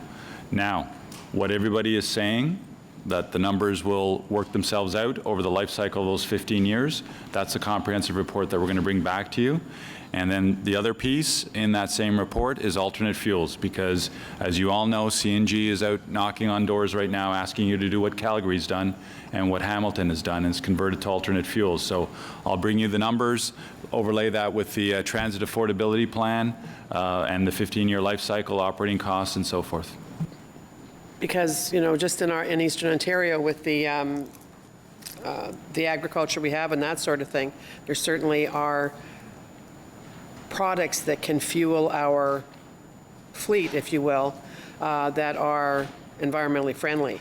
I'm glad that you're going to be doing that, because I think that, often we sit around this table and it's pretty easy to drink the Kool-Aid on a lot of the things. Nothing is specific, but sometimes we get off on a tangent. And at the beginning and the end of it, we have to understand whether we can afford something and how we can best, but at all times, how we can best serve people. And when we have the situation that we have, arguably their answer is LRT everywhere we need it, where we want to go. That should be part of your assessment as well. You should be looking at, in addition to what we talked about with costing and that, is what gets you to that point faster? What keeps transit growing? What keeps people using transit? What makes the service better so people are more likely to want to invest more, et cetera, et cetera? I think that that's an important piece as well in the go forward. So, I think that, again, it's great that we have this motion and we're talking about investing in a greener fleet. I just think that it's got to be sensible for the taxpayers in this city and serve them well. Thank you. Great. Thank you, Councillor Harder. Councillor Leeper, please. Thank you, Mayor.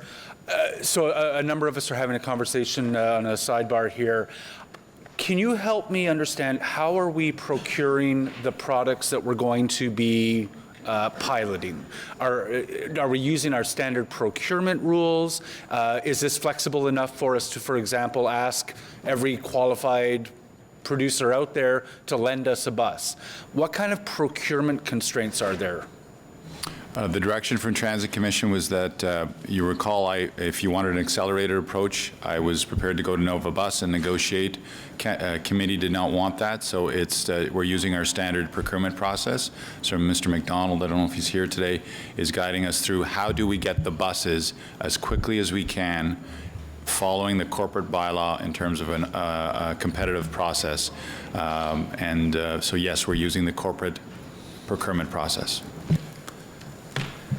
So help me understand what kind of a constraint that puts on the variety of products that we'll be able to test.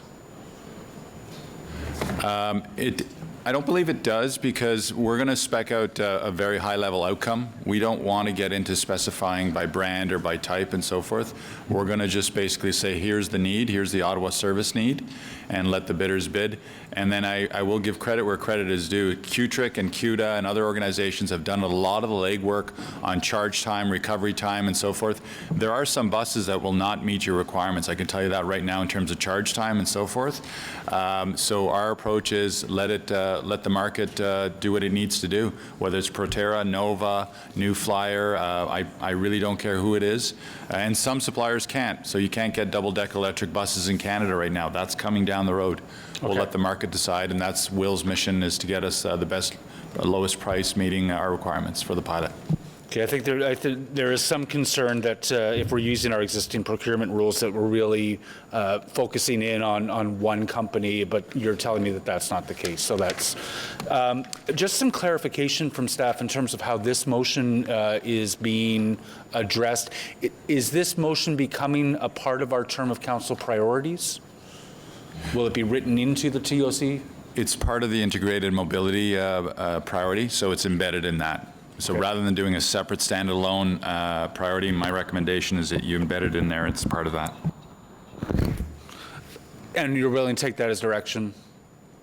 Absolutely, and we are bringing a full work plan to Transit Commission in Q1 of 2020, and we will be listing all of those projects we've talked about, para, online para, this, and other things. The metrics that Councillor Brockington referenced and so forth. Okay. Anything else, Councillor? Nope. Thank you very much, Mayor. So on the Suds-Menard motion, carried. Adopté. Merci. The last item I have to amend the term of council priorities is a direction from Councillor Fleury. Councillor, if you could just identify, where is Councillor Fleury? There he is. If you can identify the changes, because there's a few versions I have right here, so we'll get the right one up on the screen and you can just outline what's changed. I believe you've talked to staff and they're comfortable with this? Yes, so I removed point 3 and I've amended with the help of your team, Mr. Mayor, a couple of points, so I'll just read it. Maybe just read the whole thing. Yeah, as the Thriving Communities term of council priority defines high-level priority outcomes related to the city planning and housing policy frameworks, that staff be directed to consider the following as they review these policy frameworks and develop performance measures for this term of council priority. 1, establishing supportive policies to increase the supply of rental units of all sizes in this city in order to create a healthy housing environment. And 2, identifying a goal for the number of affordable units the city will build or support through funding and incentives this term. And that staff be directed to consult with Ottawa Community Housing and the Liaison on Housing and Homelessness in defining these measures. Mr. Mayor, just for further context, as this didn't fit properly into a committee, I did speak to that at both the CPS and the Planning Committee that I would be bringing forward this direction at Council. Alors, merci. Councillor El-Shantiri on the direction to staff. So, Mr. Mayor, my question is, was this motion just prepared today? Like, we haven't seen a copy of it before? Because my colleague and I, we sit both on the same committees, and I didn't see that on the committee. Was that I believe... Is that the direction we voted on council? No, on committee, no. Well, we can vote on a direction, but my understanding is that the councillor has worked with staff in my office to bring about a direction that is more realistic, I think, I think, and Mr. achievable. Mayor, on voting on a direction, yes, we can vote on direction because one councillor cannot give direction. So it has to be either a committee to approve that direction or a council to approve that direction. But I can ask Mr. O'Connor to clarify that once and for all. Yeah, Mr. Clerk, please. Mr. Mayor, generally speaking, if council is in favor of the direction, it usually just sort of carries. If you want to not carry it, then usually a vote is required and you would vote it down. So we don't have to take direction if we don't agree with. Yeah, I'm just asking if I believe there's a consensus around most of the table that this is a reasonable direction to staff. Agreed? Agreed? Okay.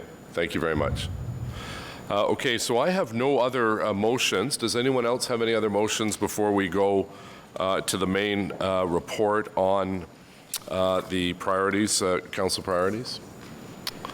Okay, so we have item 1, proposed 2019-2022 term of council priorities, les priorités proposées pour le mandat du Conseil 2019-2022, and it goes as follows on page 4. Committee recommendations as amended, and then further amended by the motions that we passed just now. So on the report, carried, adopté. Thank you. Okay, so we're now going to resolve into committee of the whole to deal with the budget, and we'll get that motion by Councillor Gower, seconded by Councillor Luloff. And then we'll have the roadmap motion by Deputy Mayor DeRuz and Deputy Mayor Luloff. Que le Conseil municipal décide de that the council go into committee of the whole under regulations 53. 52 and 53 of the procedure bylaw. Carried. Adopté. So members should provide any motions to the clerk for final wording and proper placement in the roadmap motion. We hope that this has already been done, but we appreciate your cooperation. And from this point forward, please refer to the annotated roadmap motion that we will present to council. And following approval of the roadmap motion and any budget-related motions in committee of the whole, we'll proceed to the motion to rise and report by Councillors Gower and Luloff again. And once out of committee of the whole, council will vote to determine whether the 2019 budget as reported from the committee of the whole is adopted via the motion to adopt the 2020 budget report by Councillors Gower and Luloff. And all dissents and declarations of interest recorded during the committee of the whole session will be deemed to be recorded in the council session. So Deputy Mayor DeRuz has the roadmap, seconded by Deputy Mayor Luloff. Please. Thank you, Mr. Mayor. Be it resolved that City Council as a committee of whole receive and consider the draft 2020 opening and capital budget as recommended by the Committee of Adjustment, Crime Prevention Ottawa, the Ottawa Police Services Board, the Ottawa Public Library Board, the Ottawa Board of Health, and by the Standing Committee, Transit Commission and Information Technology Subcommittee, and the draft 2020 rated supported operating and capital budget as recommended by the Standing Committee on Environmental Protection, Water and Waste Management, as listed in the council agenda, and incorporating all amended budget books and pages, including the additional recreational, cultural, and facility services user fee schedules attached as Appendix A, page 207, 2014 of the Committee and Protective Services Committee budget. Point of order, Councillor Brongton. Mayor, I just want to make sure before we start I have this correct. We have a roadmap that we're going to follow in Committee of the Whole. We're going to come out of Committee of the Whole, and then we're going to vote again on the budget breakdown as per the agenda. Well, actually, we have the roadmap includes all of the budgets that we have to vote on, Yes. and then we have to vote on the whole package when we get out of committee of the whole back to full council. So when we're in full council, are we voting on the entire package just once, or will we go through it line by line? If you want, we can go through it, but if we just be repeating ourselves. I just want to clarify the process. Yeah, but if you want to pull one item to talk about it, you're happy to. I'm happy to allow you to do that. Thank you. Okay. Okay. So thank you for that, Councillor. So. Okay, so Here we go for Budget 2020. I know you're all excited to deal with this first item, the budget of the Committee of Adjustment. Does anyone have any questions on the Committee of Adjustment? Draft 2020 draft operating budget for crime prevention Ottawa. Carried. Item 3, approve the 2020 Ottawa Police Services draft operating and capital budget as recommended, and I know the Chief has joined us with the Director General and his staff. Are there any questions of the Chief? Carried. Chief, you see it's this easy every year. Congratulations and welcome. Item 4, approve the 2020 Ottawa Public Library Board draft operating and capital budgets as recommended by the Library Board. Councillor Tierney, well done. Item 5, approve the 2020 Ottawa Board of Health draft operating budget as recommended by the City of Ottawa's Board of Health as follows. Councillor McKenney has a declaration of interest on 5A and 5B, and she's removed herself from the table. Item A, Ministry of Health and Long-Term Care Programs and Standards, Infectious and Communicable Diseases. Carried. Item B, Supplementary Programs, Provincial Programs, AIDS Bureau, Supervised Consumption Sites. Carried. So Councillor McKenney is coming back to the table for item C. Remaining 2020 Ottawa Public Health Operating Budget. Carried. And thank you, Councillor Eglai, for your work, and members of the board. Item 6 is to approve the 2020 draft operating and capital budget as recommended by the Standing Committees of Council, Transit Commission and Information Technology Subcommittee as follows. A, the Agriculture and Rural Affairs Committee portion of the 2020 draft operating and capital budget. Councillor Moffat, thank you. The Audit Committee portion of the 2020 draft operating, what's that, Eli? Oh, I'm sorry. Thank you, Councillor L. Shantiri. And you even bought me dinner on Friday, and I forgot you, sorry. The Audit Committee portion of the 2020 draft operating budget. Okay, thank you, Councillor Cloutier, merci. The Community and Protective Services Committee portion of the 2020 draft operating and capital budget as follows. Councillor McKenney has a declaration of interest on C, I, A, B, C.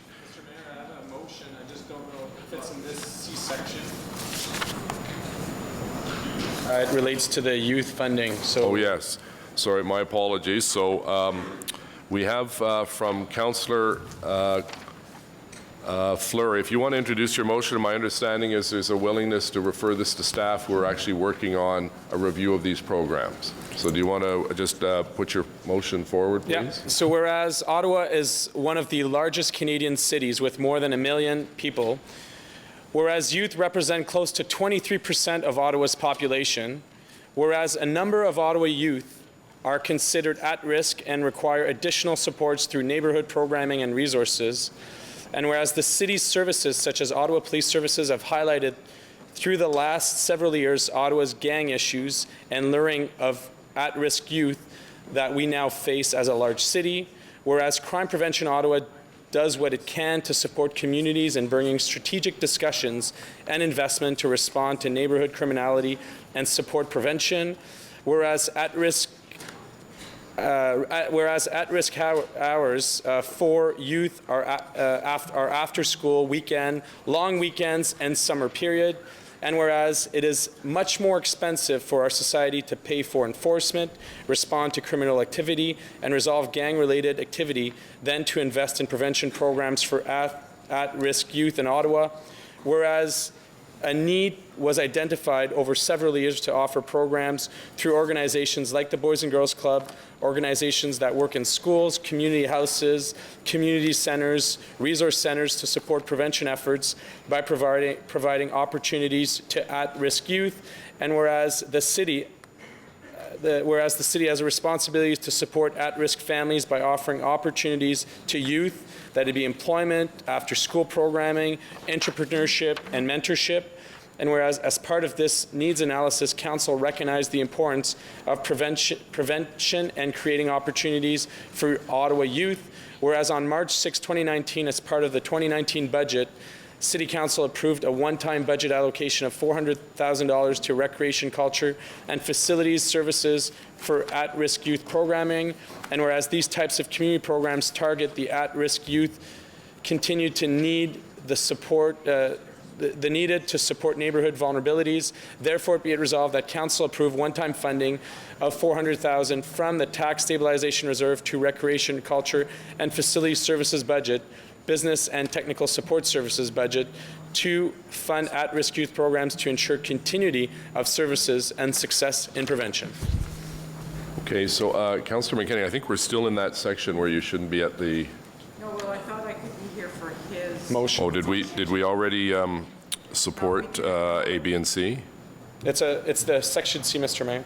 Yeah, but I just want to make sure that I think we have to vote right now on A, B, and C, so just step back for a minute. So is there anything on A, B, and C, item I? No, on the report? Carried? Okay, so then Councillor Fleury's motion, he's tabled that. We also have a point of privilege by Councillor Sudds, so she's going to remove herself from that item, and I believe Councillor Hubley. Councillor Hubley? Allen? He's lobbying. Do you have a point of privilege? What do you have? Okay. Okay, so Councillor Fleury's motion, just to Donna Gray, my understanding is that there's been some discussions that we can refer this to you because you're actually going through a whole review of funding for these various organizations. Is that correct? That is correct. So, Councillor Fleury, you're okay with the referral? So will that reduce the number of people to speak on this? Because I think we're going to send it back to staff to do a review. So you just push your button if you, Councillor El-Shantiri, do you have any items? This is going back to staff for review because there is a review undertaken. Well, I was going to take the opportunity to thank the treasurer for sending the memo about how the tax stabilization fund should be used for. So, but now this item off, it's okay, I'll wait. But I still want to say thank you to the treasurer for reminding us what's this funding supposed to be for. Okay, so the motion of referral will be Councillor Fleury, seconded by Councillor King. Yeah. On referral? Carried. Sorry. Oh, sorry, Councillor, I didn't hear you. Go ahead. Thanks very much. And just to confirm with staff that this review would include the program that the Orleans-Cumberland Community Resource Center spoke about at committee? Mr. Mayor, yes, that is correct. Perfect. Thank you very much. Okay, Councillor Blais, c'est tout? Merci. On the referral motion by Councillor Fleury, seconded by Councillor King. Carried. Recreation culture, this is where Councillor Sudds steps away from the table, and I believe Councillor Hubley as well. You're stepping away from the table. So this is recreation culture and facility services department, business and technical support services operating resource requirement. Item 3, remaining 2020 CPSC draft operating budget. Carried. And the 2020 Community and Protective Services capital budget. Carried. Item D is a Standing Committee on Environment Protection, Water and Waste Management tax-supported portion of the 2020 draft operating capital budget. Councillor Menard has a motion, I believe, on grants. Who's your seconder, Councillor? It's Councillor Moffat, Mayor, and he'll have a friendly amendment, but I'll read it out. Whereas the Community Environmental Projects Grant program has been providing funding since 1995 to support nonprofit organizations in undertaking small-scale community-based environmental initiatives, and whereas CEPGP has been operating with a total annual budget of $50,000 since 1997, and whereas potential applicants have expressed an interest in securing increased funding to support community-based environmental initiatives, and whereas in accordance with the city's grants and contributions policy, staff will review and reaffirm the program in 2020. Therefore, be it resolved that Council directs staff in planning, infrastructure, economic development to examine opportunities to increase the program budget in 2021, tied to the cost of inflation, align with TOC priorities, and report back to the Standing Committee on Environmental Protection, Water and Waste Management by Q3 2020. And Councillor Moffat, as chair of the committee, you had a comment on that. You're seconding the motion? Yeah, so just wanted to, just been speaking with the Vice Chair, just a couple friendly amendments to it to remove the tie to the cost of inflation aspect, and also to change the last portion, which speaks to Q3 2020, to read in time for Council's consideration of the 2021 budget. Okay, so Councillor Moffat is changing the words to tie to the cost of inflation, taking that out in advance of committee and council's consideration of the 2021 budget. Councillor Menard, that's a friendly amendment. Okay, on the motion, carried, adopté, merci. Thank you. It's there. And item D is the Standing Committee on Environment Protection, Water and Waste Management Tax Board, a portion of the draft operating capital budget as amended. Carried. Item E is Transportation Committee portion of the 2020 operating budget. And I have a motion seconded by Councillor Dudas with respect to parking at City Hall. Whereas City Council on May 10th, as part of its approval for the Elgin Street Renewal Project, directed staff work to provide opportunities for additional temporary public parking within close vicinity of Elgin Street during reconstruction, and delegated authority to the GM Public Works and Environmental Services to designate dates and times when parking at City Hall will be free of charge during the time that Elgin is under reconstruction. And whereas on July 11th, City Council approved a motion to provide free parking at the City Hall parking garage located at 110 Laurier Avenue during weekday evenings after 6 p.m. and on weekends until completion of major construction work on Elgin.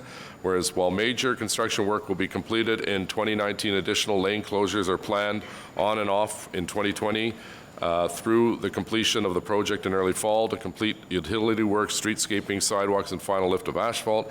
Whereas continuing free evening and weekend parking at City Hall through the end of October 2020 would result in an estimated $125,000 in foregone revenue from the Parking Reserve Fund.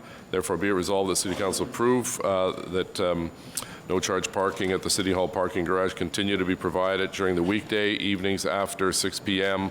On weekends until the end of October 2020. So on the motion, carried. Okay. Okay, next we have a motion by Councillor Harder, seconded by Councillor Moffat. This is on the Transportation Committee. Councillor Harder, you have the floor, please. Thank you, Mr. Mayor. And thank you, Mr. Willis, for your help on this. This came up as a direction from me, a question at Planning Committee on the, when we were discussing the Barrhaven downtown. And it really is looking at how we can maximize the use of our money that we are already collecting. We did this just for the people that are new to around the table. We did this, Peter Hume and I did a few years back with Minto Rec. Minto Rec really wouldn't have opened for another 5 years if we hadn't taken advantage of monies that we had in the bank, which were only at 25% of what was necessary, but we knew by the time it opened we would have the 100% that we needed at the time, which in fact did happen, and allowed the community to support, to benefit from it. We have a very critical situation in Barrhaven, and as you know, I've said it a million times, I had to steal money from one of my projects, a big project, Greenbank Road, for Strandherd Road, and now we found the way forward using the Barrhaven money, and Mr. Willis can go into more details in that way, in a different way to do the, so we can do the design now for the whole length. It's currently in 2 pieces from the Loblaw store, basically, if you know Barrhaven, down to Barnsdale. And currently, there isn't money that's being accrued for transit. And currently, other than the people in Stonebridge that can use the Bruce McNabb bridges, the people in Half Moon Bay have no safe, really safe way to cross the Jock River on foot, on cycle, 1 car at a time. Buses don't fit. Anyways, we found a way to do this, and we didn't think that we would need to have a motion, but Mr. Willis says we do, or maybe not Mr. Willis said, but somebody said that we did. So if anybody has any further questions and more details, Mr. Willis would be the person to go to. Okay, thank you, Councillors Harder and Moffat. Carried. Councillor Menard, questions? Thanks very much. And I just wanted to ask staff, is this part of our current schedule, or is this like jumping the queue, enhancing that the road at this point? So, Mr. Mayor, the Strandherd widening is part of the approved transportation master plan. It is part of the plan. It's not a new road for that. Sorry, Greenbank, excuse me. Strandherd and Greenbank are part of it. The advancing of the design on Greenbank does allow us to address a number of planning. Mr. Willis, if you can just speak up a little bit, please. Excuse me, Mr. Mayor. So the advancing of the design on Greenbank allows us to resolve a number of planning issues on the adjacent lands on either side. We do need that design to understand what that facility is going to look like related to the approvals on either side. So there is a need to move ahead with this project. It's only the design that's being approved in advance at this stage. How much is the design? I see in the motion, is that the design cost? It's the design and property acquisition costs. As you can appreciate, I would appreciate providing offline the information on the breakdown because I don't want to prejudice our position on property acquisitions. Okay, and this is all from DCs? That's right. And is it intended for transit-only priority lanes? No, Mr. Mayor, it's part of the ultimate configuration of the road as intended through the Transportation Master Plan. Okay, so it could be 2 extra lanes of traffic expansion. Is that what we're talking about? Not necessarily... And a sidewalk. I like sidewalks. Yeah. Mr. Mayor, the road in its current configuration is a rural cross-section. It goes to an urban cross-section with the full street as we would design them in an arterial situation. Okay. I'm going to dissent on the item. Thank you.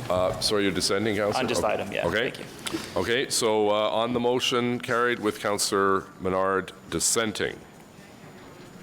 Next is Councillor Brockington has a direction to staff, and I understand, Councillor, you've been working with my office and staff to put this together. If you'd like to introduce it, please, under transportation. Thank you, Mr. Mayor. Just as a bit of a context for colleagues, there is a pathway that connects the O-Train Mooney's Bay Station at Heron Road with the Riverside Park community at the Brookfield roundabout. There is what I describe as a below-grade, fairly secluded pathway that connects the residential community, Brookfield High School, with the station. We did not have a pathway when the station opened in 2001, and eventually the city did pave a pathway, but there's no lighting. And so this has been a significant issue for a number of users for a number of years. And by working with staff, I'm not bringing a motion, but really direction, and I do want to read that onto the record, that infrastructure services staff be directed to review and further refine the scope of work that would be required to install pathway lighting on the multi-use pathway that runs from Heron Road, Mooney's Bay O-Tray Station, southbound to the traffic circle at Brookfield Road, and report back via memo to Council in advance of the 2020 Capital Close Report, including opportunities to advance this work through existing budgets for capital projects or the Stage 2 LRT project. Again, it is secluded, it's dark. I will go so far to say it's not safe for many that use it who don't feel safe. And this is definitely something that I prioritize, and by working with staff, agree that direction is the best way to go. So I'm tabling that, Your Worship. Okay, so agreed on the direction to staff, and they'll find it from within existing dollars, and Councillor Leeper has the floor. Thanks, and I don't want to come out against pathway lighting. It's obviously critical. How there are pathways that lead to LRT stations probably right across the city that require pathway lighting. I know that if budget is available, I've got some in Kitchissippi Ward that we've been trying for several years to get lit. How does this direction prioritize one path over another with respect to getting lighting? I don't think it's in competition. This is a critical link that should have had lighting and doesn't. And so either through whip closures or through the LRT Stage 2 project, we'll do that. We did the same thing, Councillor Fullerty will recall, with a critical pathway link near Ottawa U. And happy to look at any links, Councillor, that you think needs street lighting funding either through this process or through our normal street lighting portfolio. Okay, I'll come chat with you as I know my staff have been for a few years about one of the links in my ward. Thanks. Thank you, Councillor. On the direction, agreed. On the Transportation Committee budget as amended, carried. Item F, Standing Committee on Environmental Protection, Water and Waste Management, rate-supported portion of the 2020 draft operating capital budget as follows. 1, Standing Committee on Environmental Protection, Water and Waste Management, rate-supported operating budget, carried. Item 2, Standing Committee on Environment Protection, Water and Waste Management, rate-supported capital budget, carried. Item G, the Planning Committee portion of the 2020, Councillor Fleury, on which one? Yeah, I haven't got there yet. The Planning Committee portion of the 2020 draft operating and capital budget. Councillor Fleury. Merci, Monsieur le Maire. J'aimerais, première... First, I would like to congratulate Council. In 2019, we invested a record amount of $15 million for new housing units. It was important and progressive at the same time. I've been here at this table for 9 years, and over the last 2 mandates, we did progress. But we need to have complete alignment between the federal, provincial, and municipal investments. When I look at the amounts being spent to keep people in temporary situation where people are not really housed, well, in 2012, the province froze us and said, throughout Ontario, we want less people in our shelters, and this applied to all municipalities. If I look at the statistics then, back then, we spent $21 million in shelters and motels, and less than 10 years later, and the proportion we're still spending is still increasing enormously this year in 2019, and these are the departmental numbers. We're at 32 million.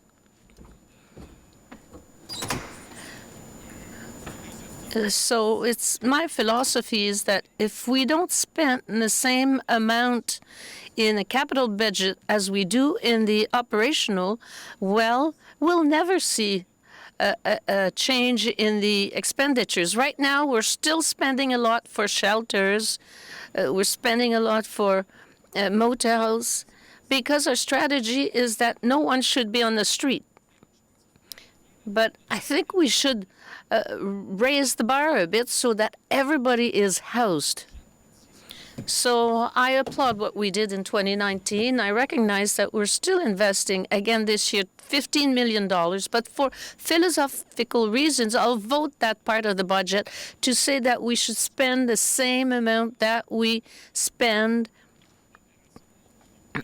in the operational budget. So I appreciate that we're spending a bit and that the other levels of government should help us in our strategy. I recognize Donna's leadership, who joined the team and who's developing a strategic financial plan. So there are good things going on. But I don't want people to think that the more we invest, the better the situation will be. No, things have to align together. And for this reason, I will vote against that part of the budget, despite the fact that I'm very happy with the efforts being made. Specific to the housing capital portion, so that is item G. So you're voting against the whole budget of the planning department? It's a philosophy, it's a point that I'm trying to make. Okay.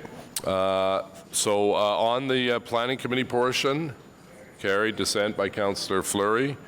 Item H, Transit Commission portion of the 2020 draft operating is amended, and there's a motion by Councillor Hubley, seconded by Councillor Moffat, with respect to the Transit Commission.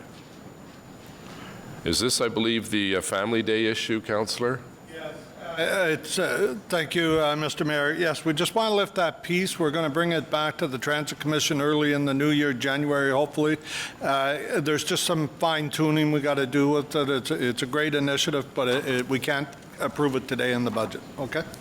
So I think Councillor Brockington, who raised this issue, is in agreement with that, and staff, this gives you some time to figure out systems and so on for payment and the like. Yes, Mr. Mayor. Okay, so this is basically taking item I and referring it back to the General Manager of Transportation Services. Agreed? Adopté. Okay. Next. I'm sorry, Councillor Meehan. Yes, thank you, Mr. Mayor. Is this on this item, the amendment, or on the item H? No, this is on the transit budget. Yep, this is right. Good. Okay. So I can speak to this? Okay. I'll sit down. Okay, thank you, Mr. Mayor. Yep, okay. Am I set now? I'd like to speak to the transit budget, specifically the overtime budget. We are budgeting in 2020 $18.2 million for overtime. And given what has happened in recent years, I am not very confident that this we'll be able to adhere to what we are hopefully going to pay out in overtime. I know there's one rule in budgeting is that's always don't go over budget, but I just wanted to point out that over the past several years, we've been really off target when it comes to our overtime budget. In 2018, we spent $26.9 million in overtime at transit. That was $6.6 million more than what was budgeted for in 2018. I know that 2019, where we budgeted $19.9 million, we are what we spent so far exceeds that amount. And I'm told from some transit drivers that don't be surprised to see many of our operators on the Sunshine List this year having earned $177,000. They've earned every penny of it, but it's still an awful lot of money that we've spent in overtime. So there seems to be an awful lot of moving parts when it comes to transit right now, and looking back historically on 10 years of budgeting and overtime, since 2009, that's 10 years, we have spent at OC Transpo, $43.6 million more in overtime than what we budgeted for, and that's a significant amount of money. So looking at 2020, I know that we're hiring more drivers, that we're hopefully going to, that gap in the number of people who are driving our buses and is going to be filled, but there's still a lot of ifs for me, and because of that reason, I cannot support this part of the budget. Thank you. Okay, thank you. So we have first the Alan Hubley, Scott, I believe Moffat motion to take item I, A to D out and refer back to staff on that, carried. And then item 2, carried. Item 3, item 4, and item I, 2020 Draft Transit Commission Capital Budget.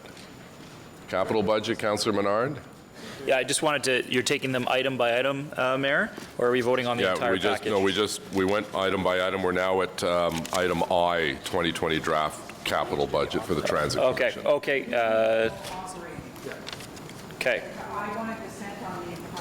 I'm dissenting on the operating budget. Okay. I just want to be... All right, so this is the time to do it. So on the operating budget, dissent? Yeas and nays. Okay, yeas and nays. So if we vote against this, we have no budget for transit, so just keep that in mind. Okay, so this is on the operating portion of the budget. Yeas and nays, please. Councillor Blais. Yes.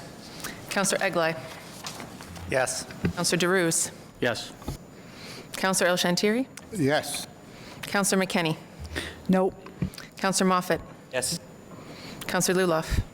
J'appuie. Councillor Cloutier. Oui. Councillor King. Yes. Councillor Suds. Yes. Councillor Shirelli. Voting against transit. Councillor Hubley. Shame. Yes. Councillor Menard. No. Councillor Fleury. Je suis d'accord. Councillor Brockington. No. D'accord? Councillor Dudas. Yes. Councillor Meehan. No. Councillor Kavanagh. No. Councillor Leeper. No. Councillor Deans. Councillor Tierney. Yes. Councillor Gower? Yes. Councillor Harder? Mayor Watson? Yes. 16 yeas, 7 nays. Okay. So item I is the capital budget. Carried. Item J, IT subcommittee portion of the 2020 operating and capital budget. Carried. Item K, FEDCO, Councillor King. Thank you, Mr. Mayor. It's a great pleasure to vote in favor of this portion of the budget, especially since it encompasses a new initiative to address systemic racism through the establishment of an anti-racism secretariat. The creation of an anti-racism secretariat will be an independent, standalone policy unit reporting to the highest level of city staff and will be a substantive manifestation of the city's equity and inclusion lens building on the work that the city started in 2015. The Secretariat, as proposed, would seek to identify and eliminate systemic barriers for racialized people by addressing challenges concerning employment equity, equity in governance, housing, economic development, health outcomes, and youth development. The Secretariat will target systemic racism by adopting an anti-racism approach concerning the way our city government develops policies, makes decisions, evaluates programs, and monitors outcomes. It will work to enhance community partnerships to ensure we move towards equity of opportunity and equity of outcome for all people in Ottawa, especially when they interface with city services. The Secretariat will build upon both the city's existing equity and diversity policy and its equity and inclusion lens to counteract underrepresentation. The creation of the Secretariat will serve to develop a means to measure the success of these policies and monitor the city's progress in terms of addressing underrepresentation in employment, governance, economic development, health outcomes for diverse communities in the city. The goal of the Secretariat will be to target the removal of systemic barriers within cities' workplaces and service provision structures experienced by the most disadvantaged communities in the city, including people of color and specific religious communities. The Secretariat will utilize an equity lens framework to address anti-Black racism, Islamophobia, anti-Semitism, and discrimination that Indigenous people face. The development of the Secretariat was based upon a specific request from Ottawa's diverse Black communities in the wake of increasing incidents of hate within this city to create a policy office with the objective of eliminating the systemic racism in our operations and services. The establishment of a Secretariat demonstrates concrete action to address this racism and discrimination, especially anti-Black racism, considering the city's decision to officially recognize the International Decade of People of African Descent. I would like to thank the diverse Ottawa communities that contributed to the creation of the Anti-Racism Secretariat, along with expressing my deepest appreciation to the Mayor and to my colleagues around this table, including Councillor Dudas, Menard, Brockington, Fleury, McKinney, Leeper, Gower, and others who supported and provided input concerning this proposal. Thank you so much. Right, very well done, Councillor, and thank you for your cooperative approach. Councillor Fleury. Thank you, Mr. Mayor. I do have, I wanted to set up a bit of the situation. Last year, we rely heavily on this ticket system, which is Service Ottawa 311. And over the last year, because of the volume of call that continues to see an increase, I've gotten at different times of the year questions around why is it such a lag time for response and so on. I've met with Nancy on it and just wanted to make sure that as part of this year's budget that the team is looking at ensuring that our input, because we rely so heavily on Service Ottawa, it's the entrance into all of the tickets that are created across our city, from bylaw to all the others. So just wanted to put it for record that you're aware that you're addressing it and that you have wanted to know that you had the right funding amounts to provide a timely response to residents if they call us. Good. For the question, yes, in fact, we have seen an increase in call volumes over the past year. We have been working heavily with our partners in service transformation We are looking at opportunities to put more service requests online. We're actually doing an analysis in 2020 of what kind of calls we are getting in, why are people calling us. We're looking at leveraging multiple channels with the chatbot and a few other things that Service Transformation is looking at in order to offload that. We have implemented this year the virtual callback, so for those who do not want to wait online, can select that and can be called back at a later time throughout the day to talk with the 311 agent. So at this point, we haven't seen a serious degradation in our service level, and we certainly have not seen a reduction in our client satisfaction numbers, so we feel we're good at this point. Could you maybe speak to just the general call increase that you've seen, though? We have seen an increase in 2019 of 20%. Now, bear in mind, we did have a particularly difficult winter in February, March last year. We did have a flood, and we did have some calls around the garbage, so it has been a bit of an anomaly for this year. Thank you. Okay, merci, conseiller. On the FEDCO budget, carried. Councillor Menard has a motion of a general nature, participatory budgeting. Councillor Menard, please. Thanks very much, Mayor. It's seconded by Councillor Cloutier. It's whereas models of participatory budgeting have been shown to encourage and enhance citizenship, education, and participation, whereas participatory budgeting is a form of direct democracy in which community members are empowered for portions of a public budget, whereas successful models of participatory budgeting already exist in cities around the world, including several Canadian cities, Hamilton, Toronto, Guelph, and Halifax. Be it resolved that Council direct the City Treasurer, Finance Services to review and report back to the Finance and Economic Development Committee this term of Council on participatory budgeting for the City of Ottawa, including an explanatory note of what participatory budgeting is for councillors and its use in Canada and internationally, a review of areas in the city budget where participatory budgeting component may be desirable, and we'll report back on the findings regarding participatory budgeting during this term of Council within existing budgets. I'm happy to say I've worked with staff on this motion to get it to this place, Mayor.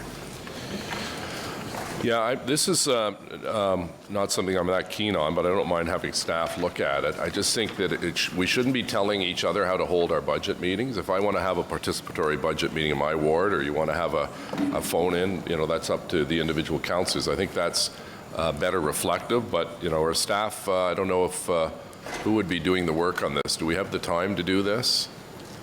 The clerk? Mr. Clerk? Mr. Mayor, because it's over this term of council, the new treasurer has assured me that they should be able to find some time between now and 2022. Between now and 2022. Okay, Councillor Blais. Councillor Blais' microphone, please. Yeah, further to your point, Mr. Mayor, if we're going to be told how to do budget meetings, then why doesn't the Finance Department just take over doing budget meetings like used to happen? Like, I'm just saying, this is where this is going. So I think it really should be a debate about either keeping councillor-led budget meetings or having corporate budget meetings like we used to. If we're going to be told all the rules we have to follow and then do all the work ourselves and pay for it all of ourselves, then the Finance Department should just do it all. Okay, Councillor Harder on the motion. Yeah, I mean, as you said, Mayor, if the staff have time, you don't have a problem, and I don't have a problem, Councillor Menard. I just want to point out, though, that over the years, even just since amalgamation, but, I do go back to one term at Nepean, we have evolved to where we are today, and many parts of our city are not as engaged. So therefore, having them come back and say something, I don't think it would ever be appropriate to go back to a system that we did have early on that had a schedule. We're going to meet here, we're going to meet here, we're going to meet here and meet here. Because what we found is even in the first days after amalgamation, when many of our municipalities hated being forced into it, Nepean included, we had at most 150 people turn out at the Nepean Sportsplex.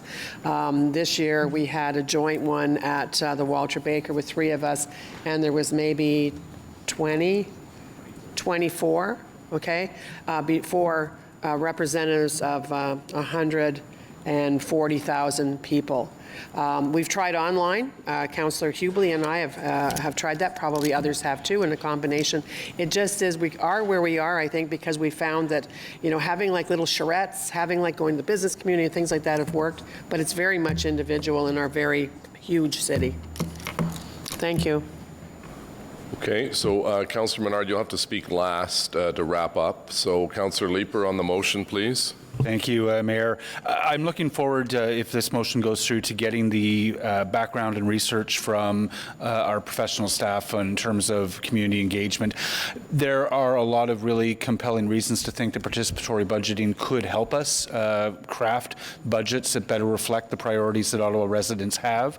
As a city councillor with a staff of 4 people who are overworked as it is, I don't have the time to undertake that research and try to figure out, what are the best models for doing this kind of process? What are some of the back-end savings that could be achieved by buying the right software to facilitate it? I don't see this as telling us what to do so much as adding to the toolkit that we have as councillors should we choose to avail ourselves of them. So I will be supporting Councillor Menard's motion. Thanks, Mayor. Councillor El-Shantiri, please. Thank you, Mr. Mayor. And my question to the Treasurer, didn't we change the model a few years ago when we had a public meeting consultation and we agree based on a public feedback they would like to have the meeting before the draft budget, and that's when we start to do those public meetings prior to the draft budget? You're correct, Councillor. A few years back, after consultation with all of the members of council at that time, we changed the process. So, because the public wanted to engage prior to the budget being tabled. But other consultation with councillors around the table, I remember I attended one of the meetings where we had 113 people to be exact at the meeting when they had asked the majority of them for that change you present at the time. Am I correct? You are correct, Councillor. So, Mr. Mayor, I will not be supporting this direction, even if it has no, but it costs staff time. We did it in a few years. We changed what we had in the past, and still we struggle to have people engage. When folks are interested in item, the other day we saw over, I don't know, about 70,000 people, I think, engaged in the OP, because, but when it comes to budget, we are not getting the engagement, because I think in some degree the people are happy with the budget, at least in some of the area. We didn't see a huge turnout. Because Speak up a little, Councillor. Yeah, because most people are happy with the budget, Mr. Mayor, so I'm not sure it changes, it's going to change again. So we changed a few years ago, we didn't see more participation, and now changing again, I'm not sure that I would support that. So I'm not going to support that. I'm going to encourage my colleague not to vote for that motion. Okay, thank you. Councillor Eglai.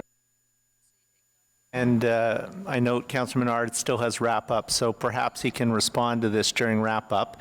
But as I read the motion, if it's carried to conclusion, nobody's going to come back and tell us how to do it. They're just going to put another tool in our toolbox for consideration if we want to go ahead with it.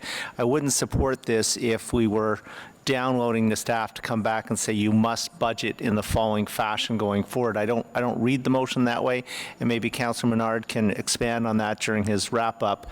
But if it's simply to get information, give us another tool in our toolbox for consideration going forward, I see no reason not to support it. And maybe, Councillor, anyone else to speak on this before we go to wrap up by Councillor Menard? If I could also ask, it seems that you know what, there's something called participatory budgeting. Maybe you can explain what it is, because if it's out there, I'm not sure why we need staff to come and tell us what it is. I don't know, I'm not trying to be difficult, but you say, please, explanatory note of what participatory budget is. What is it? It's reflective of this conversation, because I want to be clear, we're not going back to the old days. People can still have meetings as they like, and it is what Councillor Eglai had mentioned, to bring a tool back. But participatory budgeting is essentially you take a small portion of your budget and you allow citizens more say over how that budget is allocated. It still comes back to council for approval, but you allow citizens to come in and engage that way. So when you empower folks that way, they usually show up more because they know they're going to have an effect on it. So I think to the points that are being made here, certainly not wanting to go back to the old way of doing things. It is another tool in our toolbox, Mayor. I also just want to make clear that staff are coming up with these ideas. It's not a one-size-fits-all for all wards. So. I'm interested, staff have come up with this idea. Treasurer, is this something that you support? We're aware of this concept, Mr. Mayor, and we know A couple of municipalities are trying it right now. But we also know councillors already have budgets. You have your ward traffic calming, you have your cash in lieu of parkland, you have, and you'll now with the passing of the strategic plan, you'll have 100,000 for recreation facility upgrades, which I know councillors go out there and discuss with their communities and basically implement what the communities want. So in a way, we already are doing participatory budgeting, Mr. Mayor. Yeah, I would, just in my comments, urge members not to support this. I think, you know, if members of council want to go and have a vote, whoever shows up at a meeting on cash in lieu or the recreation fund or the traffic calming, I think that's fine. I think it gets into a really awkward situation when you take a part of the budget, unless it's your own budget that you have control over, to go and send that out and say, all right, we're going to take a vote as to, you know, if the 20 or 30 people that show up, you know, and these meetings can often be overtaken by one particular group that wants to put all of the money into one project. So I think our finance staff, we have a new treasurer coming on board. She'll have a lot on her plate. And if anyone wants to do participatory budgeting, there's nothing that stops them right now. Just do it yourself. We don't need to have the city council tell you how to operate your budget. So yeas and nays, and roll call, please. Councillor Blais.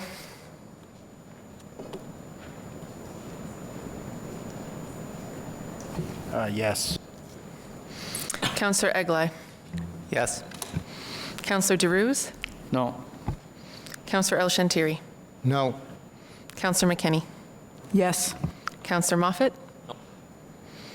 Councillor Luloff. Yes. Conseil Cloutier.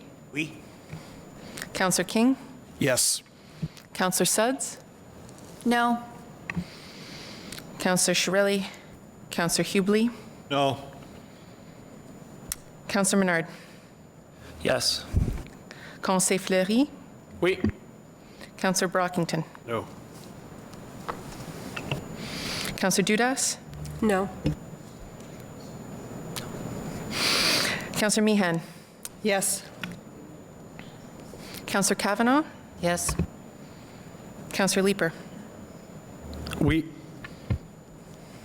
Councillor Deans. Councillor Tierney. No. Councillor Gower. Yes. Councillor Harder. Yes. Mayor Watson. No. I have 13 yeas, 9 nays. Okay. Any other motions for FEDCO? No. Okay. On FEDCO as amended? Carried. Item 7, approve the city treasurer be delegated the authority to make the necessary adjustments to the 2020 draft operating budget and capital budget. Carried. Item 8, approve the city manager as delegate be authorized to make applications for any subsidies or grants on the city's behalf. Carried. Item 9, as recommended by CPS, request the mayor and the chair write to the minister on A, B, C, and D. Carried.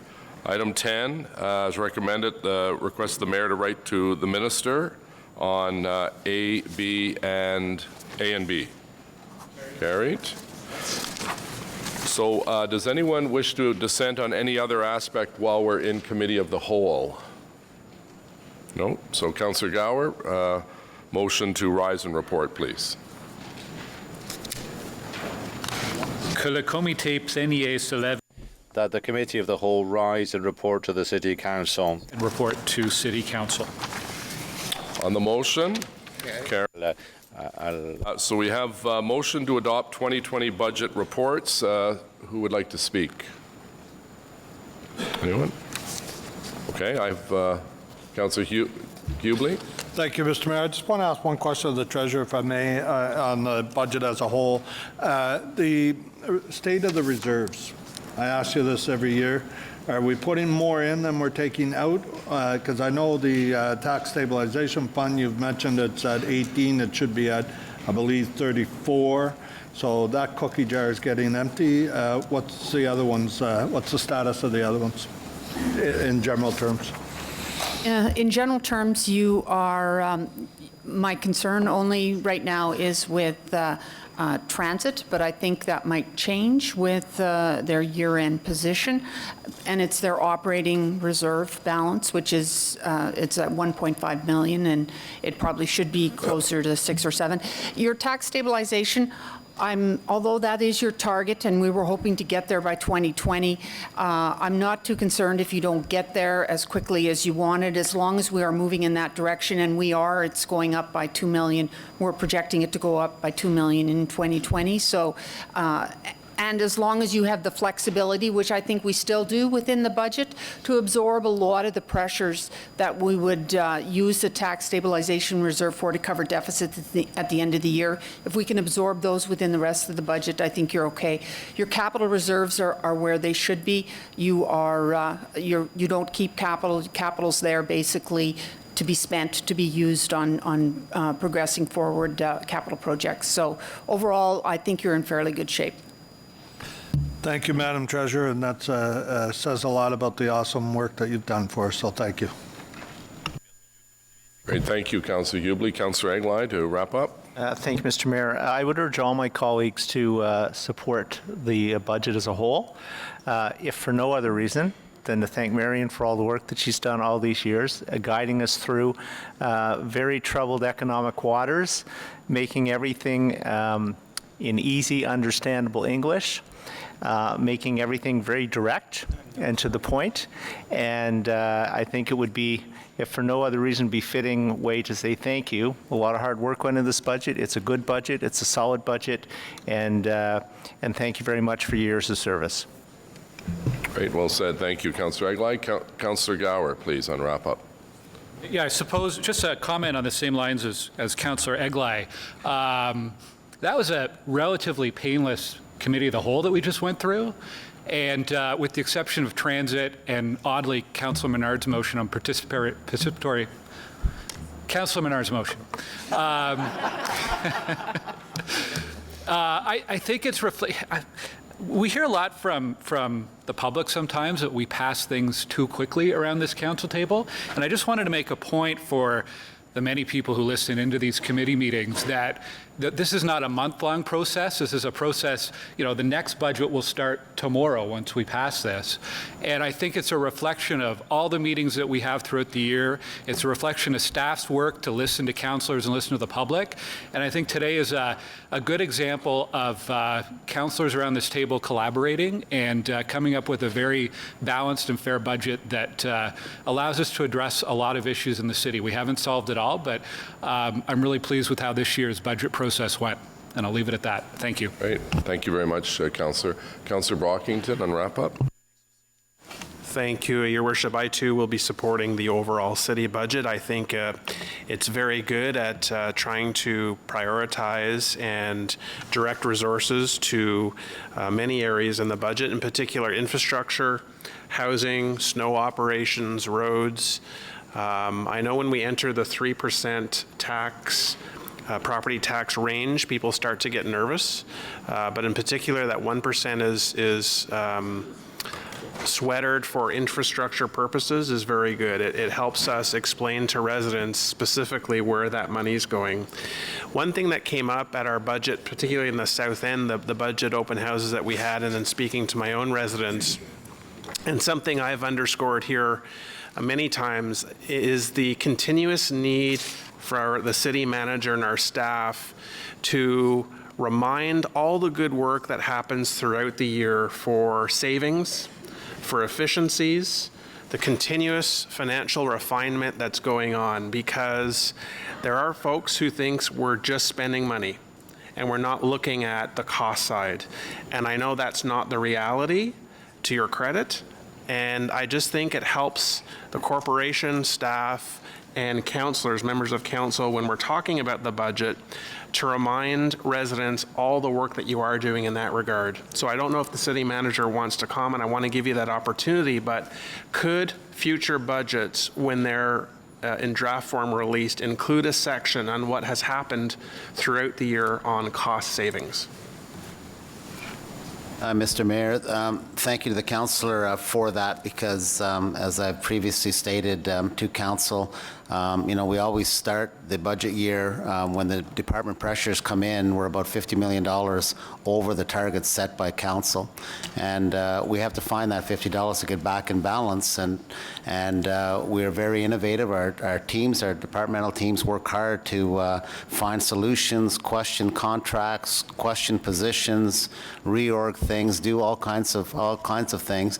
But the biggest indicator that I would tell you is that, from 2010 to 2018, we actually had 4 less FTEs in the corporation than when we started in 2010, yet the city grew. We hit 1 million population this past year.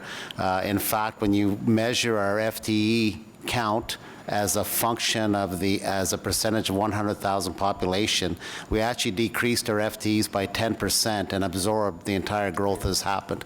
That doesn't happen without efficiencies, with productivity gains, without looking how we do things, technology, and that's a credit to the team and to council for supporting many of those things that come through that you might not connect the dots, the public might not, but they come through committee, many of the initiatives we bring to get more efficient. So that never stops for us, and thank you for acknowledging, and I am prepared to bring forward in future budgets, a list of the things that we've done during the year to demonstrate continuing productivity improvement. I strongly support that. I think it's a very good to make the budget, whole is to allow you to illustrate the good work that you are doing in that regard. We were in the 2% range the last term of council. We've now come in the 3% range. I do not want anyone to think we're going to 4 or higher. I want 3 to be the absolute maximum, and part of that narrative is we're playing catch up with some pockets, particularly infrastructure, that I don't think anyone disagrees needs those resources. But at the same time, this corporation continues to do good work to find those savings. So I will be supporting the budget. And just for clarification, in committee of the whole, I voted against the Transit Commission operating budget. Does that vote carry over to now, or do I have to flag that? No, it does? They all carry over. All right, thank you. Okay, est-ce qu'il y a des autres personnes qui vont? Anybody else like to speak to the budget? So today, colleagues, is an important milestone as members of council consider the 2020 budget. And I want to thank all members of council for their involvement and their productive exchange of ideas and compromises over the course, as Councillor Gower said, over a long period of time. It's really a 12-month cycle. I want to also thank City Manager Steve Kanalakis, our Treasurer Marian and my own staff in the Mayor's office. We worked collaboratively to find ways to fund some of the projects that you feel are important in your community or citywide. We listened to residents through public consultation, online feedback, and through the committee structure. As we all know, our city is large, diverse, and growing very rapidly. That means there'll always be a diversity of opinions on how we should spend the dollars entrusted to us by Ottawa taxpayers and by our provincial and federal counterparts. And there will always be a great diversity of demands on our limited municipal resources. Nous avons une grande ville et 1 million. We have a huge city, a population of 1 million with different priorities. Building our city's budget requires both compromise and the ability to make hard decisions. The 2020 budget increases investments in public transit, road maintenance, and affordable housing. Budget 2020 delivers on key commitments, including the need for us to focus even more on our core municipal infrastructure in the East End, the West End, the Central Core, and the South End. We're reducing our infrastructure gap by boosting our spending on roads, sidewalks, and key municipal infrastructure by $20 million. Nous augmentons nos investissements. We're increasing our investment in infrastructure for roads, for example, by $20 million a year. Taking decisive action today to close the infrastructure gap in 7 years rather than 10. It will take commitment and discipline to maintain this path, but we are off to a good start. Avec un peu de discipline, with a bit of discipline, we'll be able to absorb the infrastructure deficit in 7 years instead of 10.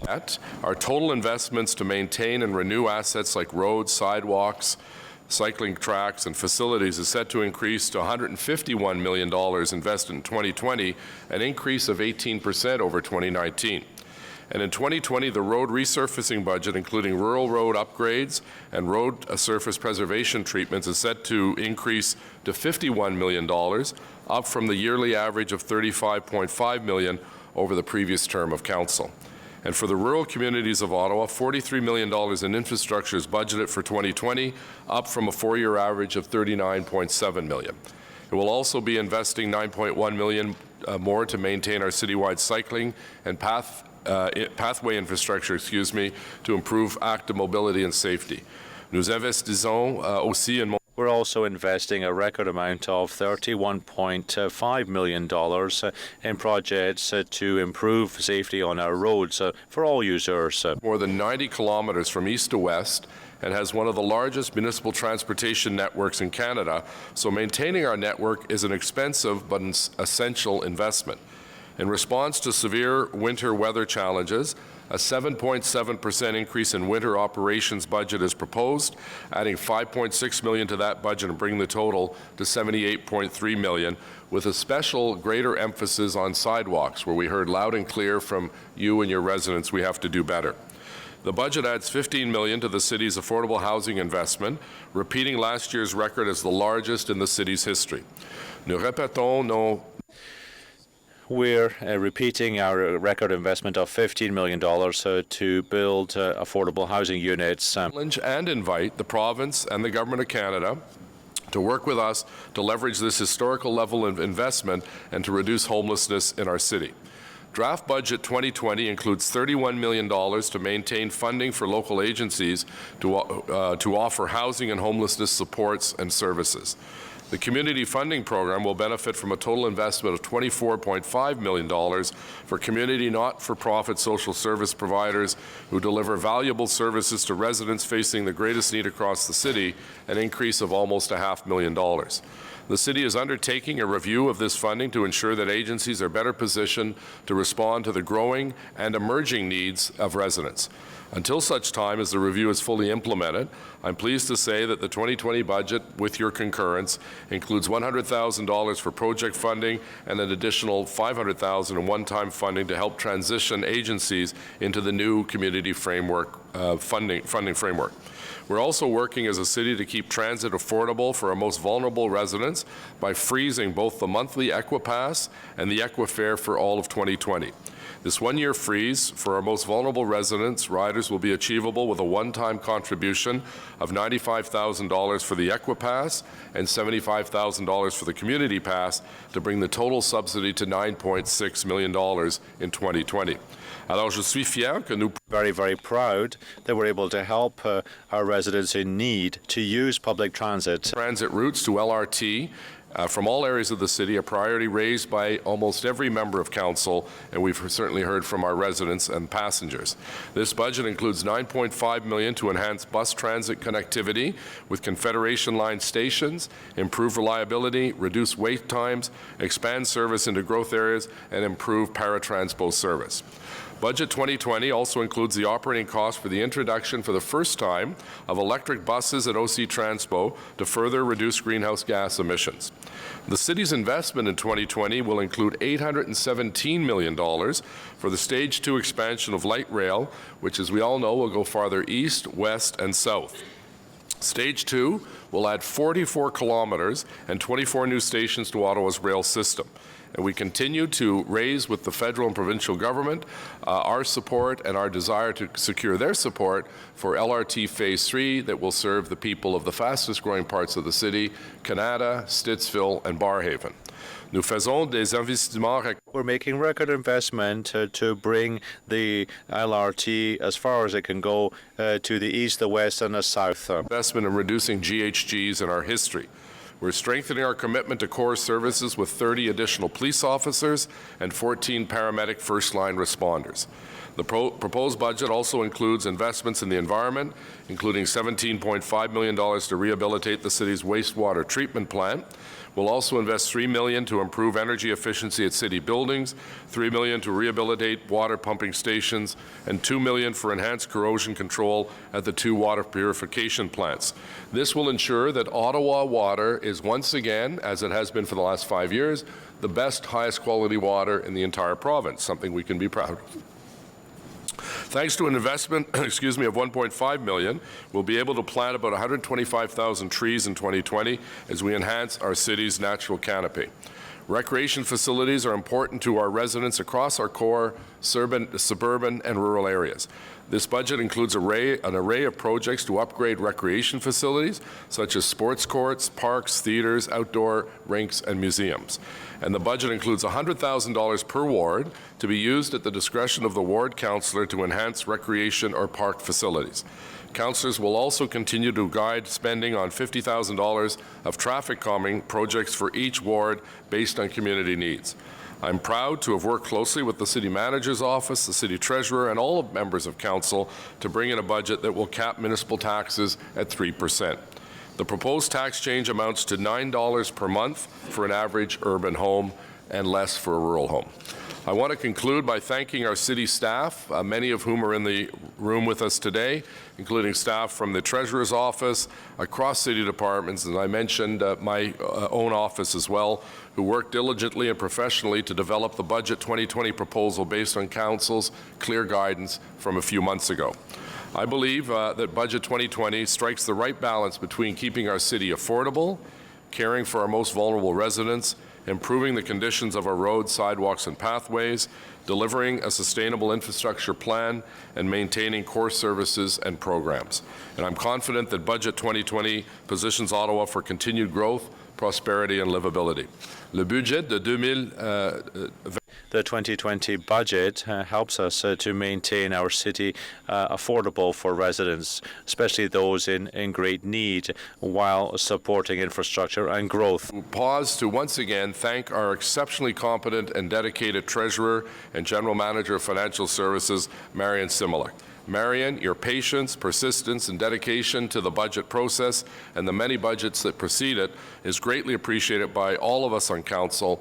Your insight and collaborative approach will be greatly missed going forward, and I thank you again for a job very, very well done.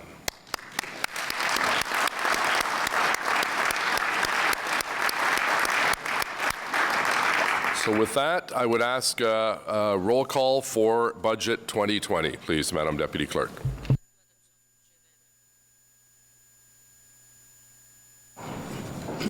Councillor Blais? Oui. Councillor Eglai? Yes. Councillor Derouz? Yep. Councillor El Shantiri? Yes. Councillor McKenney? Yes. Councillor Moffat? Yes. Councillor Luloff? Je suis d'accord. Conseil Cloutier? Oui. Councillor King? Yes. Councillor Suds? Yes. Councillor Shirelli? Councillor Hubley? Yes. Councillor Menard? Yes. Conseil Fleury? L'affirmative. Councillor Brockington? Yes. Councillor Dudas? Yes. Councillor Meehan? Yes. Councillor Kavanagh? Yes. Councillor Leeper? Oui. Councillor Deans? Councillor Tierney? Yes. Councillor Gower? Yes. Councillor Harder? Yes. Mayor Watson? Yes. 22 yeas. Great. Thank you very much. Motion, disposition of items approved by committees under delegated authority. Received. Motion to adopt reports. Councillor Gower and Luloff, please. That the remaining following reports, excluding those items previously adopted by Council as part of the budget, be received and adopted as amended. 1, Agriculture and Rural Affairs Committee Report 9. 2, Audit Committee Report 6. 3, Built Heritage Subcommittee Report 8. 4, Finance and Economic Development Committee Report 10. 5, Planning Committee Report 17. 6, Planning Committee and Agriculture and Rural Affairs Committee Joint Report 2. 7, Transportation Committee Report 7. 8, the report from the City Clerk entitled Summary of Oral and Written Public Submissions for Items Subject to the Planning Act, Explanation Requirements at the City Council meeting of November 27, 2019. And 9, the in-camera report from the Ottawa Board of Health entitled Appointment of Associate Medical Officer of Health, Personal Matters about an Identifiable Individual, Reporting Out Date upon Council approval. On the motion, Carried. Adopté. Thank you. Motions requiring suspension of the rules of procedure, Councillor Harder and Tierney, with respect to a timing issue on the item on suspension. Carried. Councillor Harder. Thank you. I'm sure that if any of you were to really think hard about it, you would remember back before summer break where we had to move a motion for part lot control. This happens when plans of subdivision are approved during a time when council's not going to be sitting, and some people actually close on their properties and need to move in. And so what we did in the summer is we put together a little sponsor group that included 5 people, perhaps a couple. I think it was Councillor DeRuse, a couple of other councillors, staff, and yourself, Councillor Gower. What we're suggesting that we do now, there's going to be a couple that we know of, 2 of which are in my ward. During the time frame between now and the end of January, that Ms. Nedden, who is our Director of Planning, has offered, she said she will be here. So to have her do the approval in conjunction with whomever the councillor is that's involved. So the key thing is it would be the councillor. So if it was Councillor Menard, you would have to sign off on it as well. So I hope that you'll approve that. We know it'll be necessary. Thank you. Okay, so on Councillor Harder's motion, second by Councillor Tierney on part lot control bylaws. Thank you. Carried. Councillor Moffat and Councillor Hubley have a motion that requires suspension of the rules with respect to representing another councillor on suspension. Carried. Councillor Moffat, if you'd like to read your motion. Thank you very much. Whereas at its meeting of September 25th, 2019, City Council considered motion 23 with respect to Councillor Shirley's request for an authorized leave of absence. And whereas Council approved the following portions of motion 20-3, be it further resolved that concurrence under delegation of authority bylaw for Ward 8 matters may be given by Councillors Hubley and Moffat, that would be me and him. Be it further resolved that membership and quorum of the Planning Committee, Bill Heritage Subcommittee, and IT Subcommittee be temporarily reduced by 1 until such time as Councillor Shirley returns to take a seat on these committees. And be it further resolved that Council delegate to the City Clerk and Manager of Legislative Services the interim authority to approve the payment of costs from Ward 8 office budget, arriving from routine bills and in consultation with the Ward 8 office staff and Councillors Hubley and Moffat for annual seasonal events where a past practice for such costs being paid can be established if there are sufficient funds within the office budget to do so. And whereas in addition to attending the November 6, 2019 City Council meeting, Councillor Rick Shirley has resumed a number of his duties as City Councillor, including approving office expenses, attending events in College Ward, and providing comments to staff on delegated authority matters, as well as attending the meeting today. Therefore, be it resolved that Council rescind the 3 resolutions of motion 20/3 that were approved on September 5th, 2019, effective immediately. I do want to add that in the last 3 months, I've made commitments to certain groups. I will keep those commitments. I met with several community associations and provided assurances that I would look into certain things and deal with certain things. I will continue to do that on behalf of those groups that I made commitments to, because I don't want to leave them stranded. But we won't be taking on anything new. Thanks. Okay, thank you.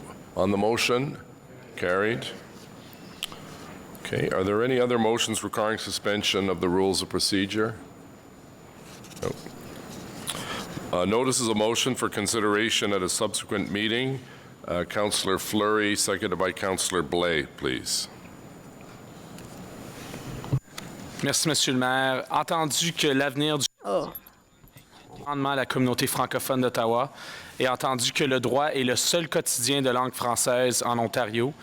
Ottawa, Ontario's only French language daily newspaper, and whereas since it was founded in 1913, Le Droit has defended the rights of Franco-Ontarians and provided our community with valuable media coverage, and whereas the media presence and media coverage of Francophone Ontario form a pillar of support for democracy in our city and our community, and whereas the newsroom and head office of Le Droit have been located in Ottawa for the past 106 years, and whereas we consider it essential that a new newsroom remain in the National Capital and that the successful proposal protect the jobs of journalists assigned to covering the City of Ottawa and the province of correspondents based in Eastern Ontario. Therefore, be it resolved that Ottawa City Council acknowledge the importance of the daily newspaper Le Droit for Ottawa. Be it further resolved that Ottawa City Council encourages the daily Le Droit to collaborate with the community and the business community to find strategies and solutions so that Le Droit maintains its presence in Ottawa and its coverage of the Francophone community in Ontario. I'm glad to repeat. Okay, so that's the notice of motion. We'll deal with it at the next meeting. Next notice of motion, Councillor. Seconded by Councillor King. Thank you, Mr. Mayor. I won't read out the entire motion since it's a notice, but just a few comments. I'll introduce it. But I do want to start by acknowledging the work of our staff, our housing staff, and the work that they've been doing in the community with the housing sector to build a plan that is required for us to ensure. Sorry, just to apologize. You have to. All you do is because this is a notice of motion. You read the motion, and we have the debate next meeting. Okay, I can't. You don't want me to just sum it up. You want me to read the whole thing? Yeah, I think people listening would like to hear the whole thing. Okay, I'm happy to do that. There are dozens that listen on cable. Yeah. I'm not going to say anything about cable. Piss off the cable companies. Whereas the City of Ottawa prides itself as being a caring and compassionate city and continually strives to be a place where people want to live, work, and play, and whereas providing access to safe, adequate, and affordable housing for everyone is fundamental to achieving that goal, and whereas in 1976, Canada signed onto the International Covenant on Economic, Social, and Cultural Rights, which included labor, healthcare, and education rights, as well as rights to an adequate standard of living, and whereas on June 21st, 2019, the federal government enshrined housing as a right as a part of the National Housing Strategy, and whereas the City of Ottawa has made investments in an effort to reduce chronic homelessness and increase the affordable housing supply. And whereas in 2019, these investments included $15 million in capital funding for new affordable housing and $111 million for operating and repair funding for community housing, housing subsidies, support services, and various housing and homelessness initiatives. And whereas despite these investments, in June 2019, the midpoint review of the 10-year housing homeless plan reported that 42% of renters spend more than 30% or more of their pre-tax income to pay the median rent for local housing that is adequate, affordable, and suitable, at an average of $1,174 for all bedroom apartment types. Ottawa has the third highest rents for a major urban center in Ontario. The number of households on the centralized waiting list for affordable housing has increased by a staggering 14.8% from 2017 and is now over 12,000 households.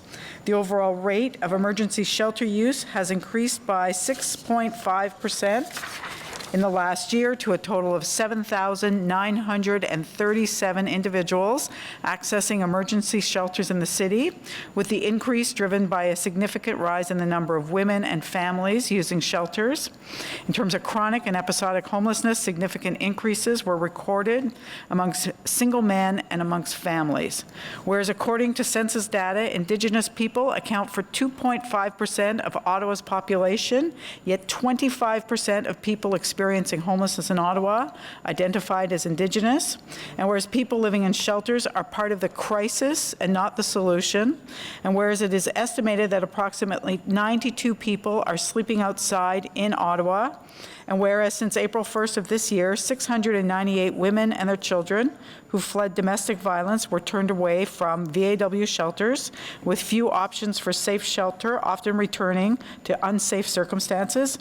And whereas these statistics clearly indicate that our current plan and federal and provincial funding levels are not sufficient to provide adequate housing for all or to eliminate chronic homelessness in our city. And whereas the province, through the Housing Services Act, requires the city to submit an updated 10-year housing and homelessness plan by December 31st, 2019 that reflects the needs and priorities of the community. And whereas the success of the plan is dependent on a commitment of sustained and increased funding from all levels of government to address the issues of housing insecurity and homelessness in Ottawa, and whereas the needs of the community far outweigh the city's available resources and funding required to effectively address this issue, and desperately needs the support of both the provincial and federal governments, therefore be it resolved that the City of Ottawa officially declare an affordable housing and homelessness emergency, acknowledging that the City of Ottawa does not possess the resources to manage this crisis alone, and that Council must call on the provincial and federal governments to assist us by providing the City with an immediate increase in emergency funding for housing, housing supports, and housing allowances, as well as a long-term financial plan to meet the needs of the community. And be it further resolved that through the update to our 10-year housing and homeless plan, staff provides City Council with what it will take to implement more aggressive targets and a framework for action and in order to preserve and increase the affordable housing supply, increase access to housing affordability, prevent the occurrence of homelessness, and eliminate by 100% chronic homelessness by 2024, with a special emphasis on Indigenous homelessness, ensure people are supported to achieve housing stability and long-term housing retention, and be it further resolved that staff be directed to develop a long-range financial plan to meet the targets as set out in the 10-year housing and homelessness plan, and be it further resolved that staff be directed to consider the feasibility of the expropriation of buildings left unused and vacant for conversion to mixed-income housing and/or supportive housing as part of the empty building bylaw review, and be it further resolved that staff review and report back to the appropriate standing committee and council on the steps needed for the city to establish a land trust to protect publicly owned lands, including those identified by staff as appropriate for the development of affordable housing near rapid transit. Great, thank you. We'll deal with that at our next meeting. Does anyone else have a notice of motion? Est-ce qu'il y a des autres motions pour examiner à réunion subséquente? No? Okay. Motion to introduce bylaws. Motion portant présentation de règlement. Monsieur Gower, s'il vous plaît. Que les règlements énumérés à l'ordre du jour sur la rubrique motion that the bylaws listed on the agenda under motion to introduce bylaws 3 readings be read and passed. read and passed. Carried. Confirmation bylaw, Councillor Gower, seconded by Councillor Luloff. Que le règlement that the following bylaw be read and passed to confirm the proceedings of the council meeting of December 11, 2019. To confirm the proceedings of the council meeting of December 11th, 2019. Carried. I have 2 written inquiries. Councillor Suds, please. Thank you very much. I have an inquiry here with respect to the Club Links application. Can staff please provide the following information in writing before the next council meeting on January 29th? First of all, why the Club Links applications are being processed by city staff while the 40% agreement is before the courts. The second, in the opinion of legal and planning staff, what would happen if city staff did not process the applications until the legal process ends? Third, does the 120-day period in respect of the application for draft plan approval allow sufficient time for the proper analysis, assessment, and recommendations by staff with respect to the matters required to be examined under the Planning Act? And lastly, what happens if there is no decision made in the 90 days or 120 days as set out in the Planning Act and the applicant appeals? Thank you. Okay, thank you. Next inquiry is by Councillors Menard and Luloff. Councillor Luloff. Thank you very much. Realizing that there's some inequity when it comes to seniors and free transit, I've been working with Councillor Menard and his office in order to set the conditions to ensure that we can achieve that equity at some point in time. Realizing also that right now, a great deal of investment is required in paratranspo in order to set the conditions to achieve that equity. We're looking to put a number on this. So my inquiry is, whereas 70% of paratranspo users are seniors. What level of capital and operational investment would be required in paratranspo in order to bring it to a level of service that could support the extension of free transit for seniors twice a week, as enjoyed by OC Transpo customers, without impeding capacity for the other 30% of users requiring service? Okay, thank you. Councillor Gower, confirmation.